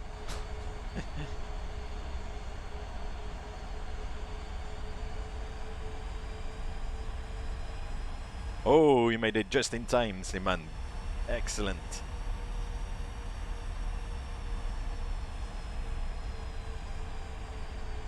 Right.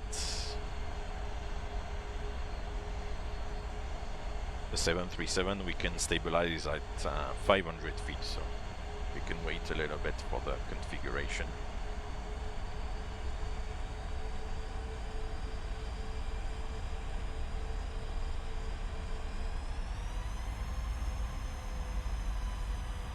Right, let's go gear down. Flaps 15. Back on the speed. The speed. And the speed brake. So start switches are continuous. Recall is checked. Speed brake armed, green light. Landing gear down 3 greens. Auto brake 3. Holding at flaps. We'll go flaps 30. Checks flaps 30. At VRF plus 5. 1,000. And flaps 30, green lights. Landing lights on. Landing checklist complete. Nashville traffic, southwest 4456. Final runway 20 left. Right. Position, disconnect the autopilot. And the auto throttle.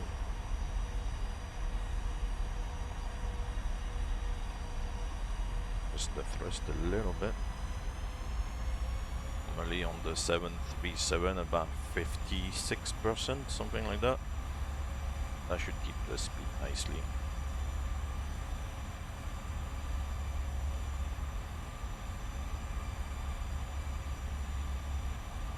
Lying down. Minimums. Continue. Landing. 100. 50. 40. 30. 20. 10.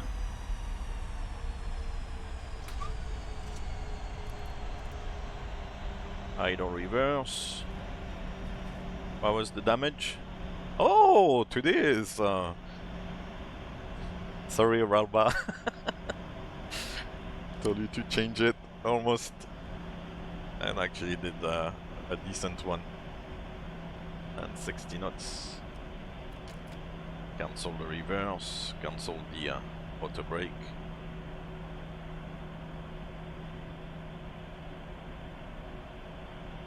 Cool, let's vacate here.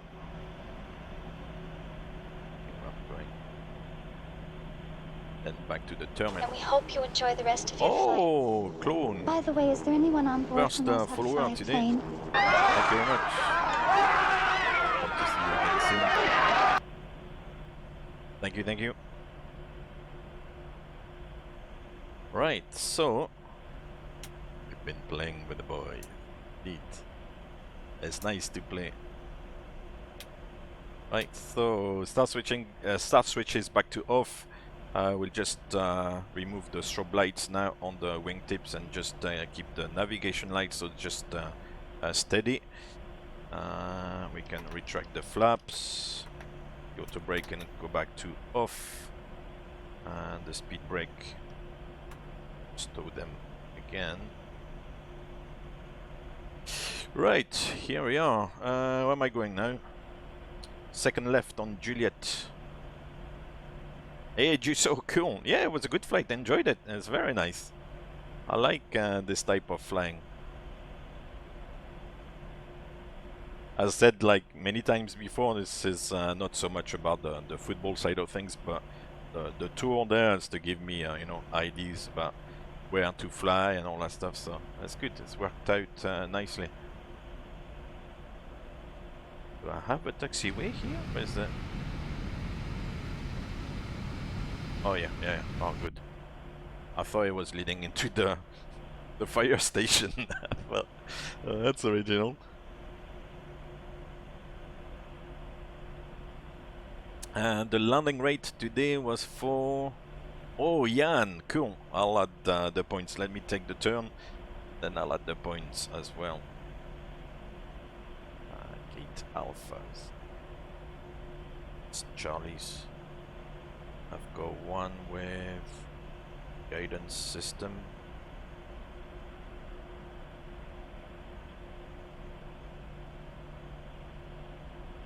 It's a Charlie 19, yeah.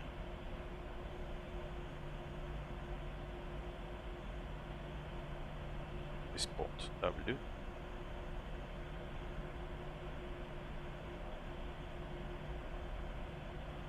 Yeah, it's true. It kind of gives it a bit of a purpose. Add points.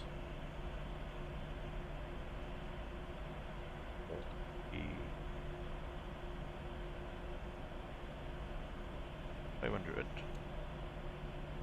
Cool. Beautiful. Right, so Charlie 19. Huh? Okay, see it. So on Juliet here. On the last stage of flaps. We'll start the APU. Ooh, start the APU, my friend. So this is Juliet. You can see the taxiway sign there.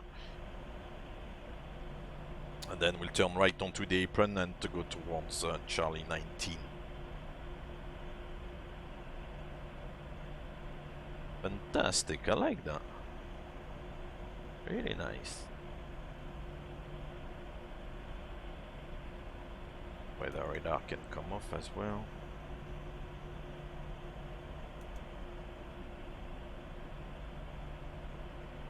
Right. Oh yeah, I can see the equipment here. Oh. Oh, there's a bit of grass there. The stewardess said... And Brax, thank you very much for the Both follow. pilots. Can you fly this plane and land it? Surely you can't be serious. I am serious. I am serious. And don't call me Shirley. Don't call me Shirley, right?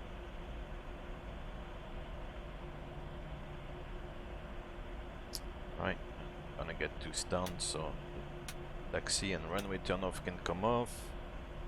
The APU is ready, so we'll put the APU on the bus.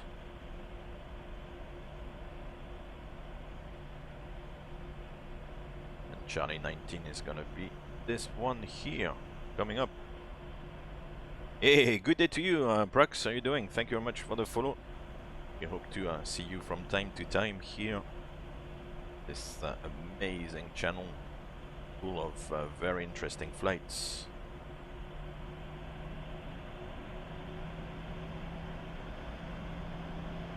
We should have the guidance system. Yes, beautiful.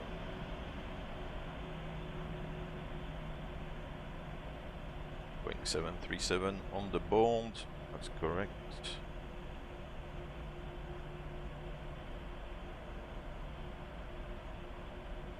Right, another very successful flight. 20, 19, 18, 15, 14. Yes, the 800, indeed.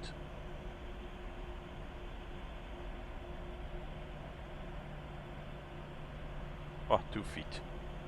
Why is 2 feet? Moving, stop, that's it. Cool, so parking brake set, and we used to say one red light here, 2 blues, so 1 red, 2 blues, then we can cut down the engines. That 1 red, 2 blue.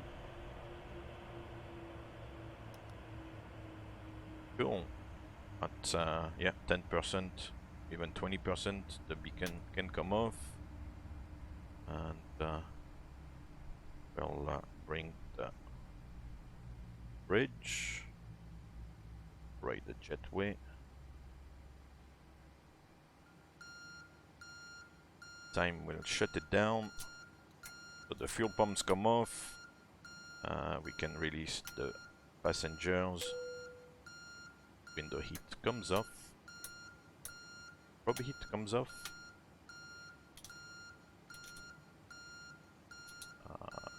Put the air conditioning packs back on. Well, they were on actually, and the APU bleed back on. All the lights here are in the correct position, and those bad boys can come off. The transponder, I think. That'll be it. Cool. Elton John, that's why I always call it the blues. Yeah, that was the little thing we had. You know, it was like when you get on stand and before shutting down, have the red parking brake light, and then the 2 generator lights, and then yeah, 1 red, 2 blues, or 2 blues, 1 red.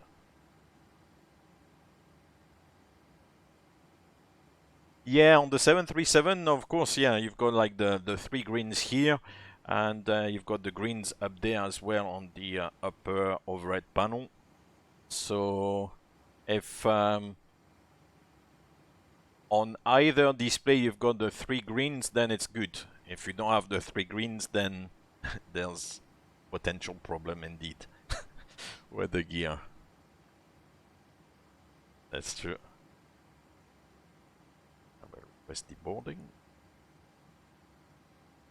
Board our lovely passengers. Open the door. The doors actually. L1. Then we open the cargo door.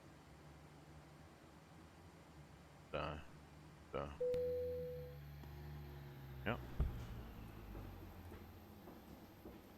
Beautiful.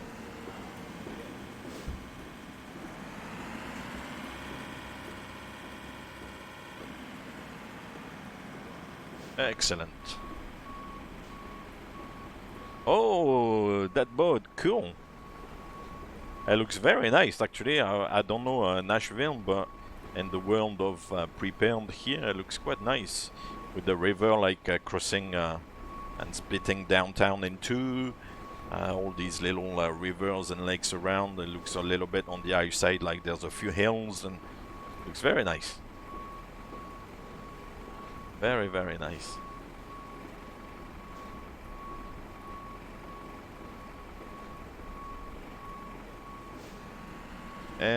Prax, I have an ATPL.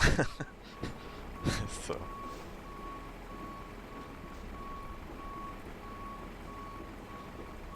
That's it. That was week 11, a couple of days earlier, for the NFL Tour 21 from Houston to Nashville, Tennessee, for the Houston Texans to the Tennessee Titans game, which I believe is on Sunday probably, but not sure actually. It's definitely this weekend, so yeah, that was very good. Enjoyed that one again. That's probably an airport I'll never fly to unless something goes dramatically wrong someday. So it's nice to see different airports. You know, that's why I like the flight simulation as well. You know, it shows me places that I'll probably never go to. So that's nice, really good.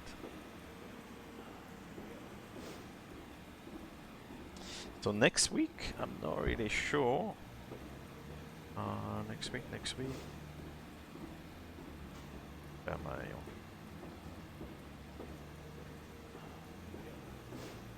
Next week it should be... Oh yeah, back to Charlotte and go to Miami. Oh, there you go. That will be a good one, Charlotte, Miami. So next week we'll take the Carolina Panthers to the Miami Dolphins.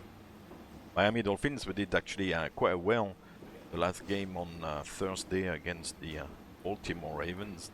Amazing.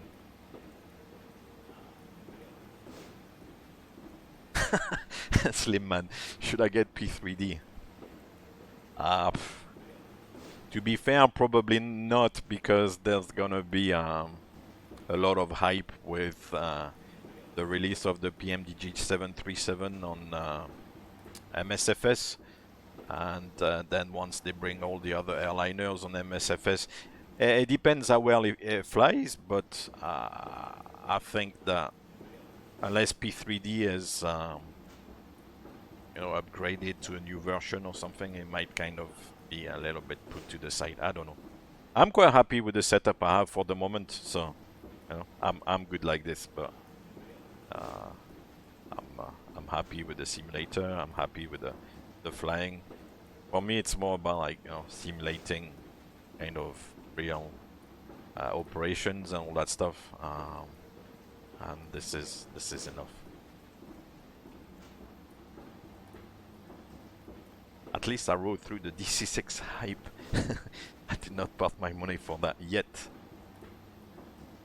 Yeah, the DC6, it depends what type of flying you like. If you like prop flying and kind of vintage flying and maybe a little bit more basic flying, not so much like airliner, glass cockpit kind of operation, but kind of more vintage with the old needle instruments and everything, it's maybe worth having a look at the DC6, but it's not entirely my cup of tea, I mean, I have to admit.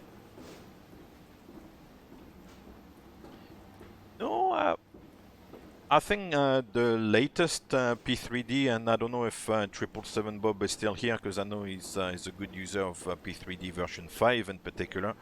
But I think the last versions of P3D, so maybe version 4.5 and then version 5, I don't think they need so much tweaking. I think the earlier versions needed a little bit of tweaking, but I think the current version in particular doesn't need much tweaking anymore. I think it's been optimized quite well, so I think you can use it pretty much out of the box. And for all the different settings, there are so many videos out there of P3D settings. I think with the settings you have to be a little bit reasonable as well. Some settings, in particular the all the artificial buildings and the vegetation and all that stuff, you have to take it easy because otherwise it kind of loads the computer a little bit. You'll be flying a cargo plane And full Ben, of rubber dog thank you shit very out much of for the Hong follow. Kong. Yes, sir. We hope to see you from time to time here. It's an amazing channel. No, Prax, that's gonna be me for today. I usually do only one flight per session, unless it's a short flight and I can do maybe a turnaround or something. But otherwise, no, I usually only do one flight per session. Yeah, from P3D version 4, I think we went on to the 64-bit indeed, so no more out of memory errors, and also very little tweaking going on. And as I said, there's a lot of videos out there for the P3D settings. So you can, depending on your PC, you can push some of the settings, some of the various parameters. Others, as I said, like vegetation and buildings and stuff, you have to take it a little bit easy because these tend to be quite CPU intense, Hey, we'll see you, Prax. Thank you very much. See you next time. That's that. Cool. On those very wise words, I'll head off into the Nashville morning. Thank you very much for joining me today. I hope you enjoyed the flight again on the 737-800. It's a beautiful aircraft and it does fly very well. We hope to see you sometime next week, probably either on Sunday or otherwise next week for more simulator adventures. I'll try again to do that Baku flight and do also the next installment of the NFL tour. As I said, probably from Charlotte to Miami. It's gonna be me for today. So once again, thank you, and I'll see you soon. Thanks again.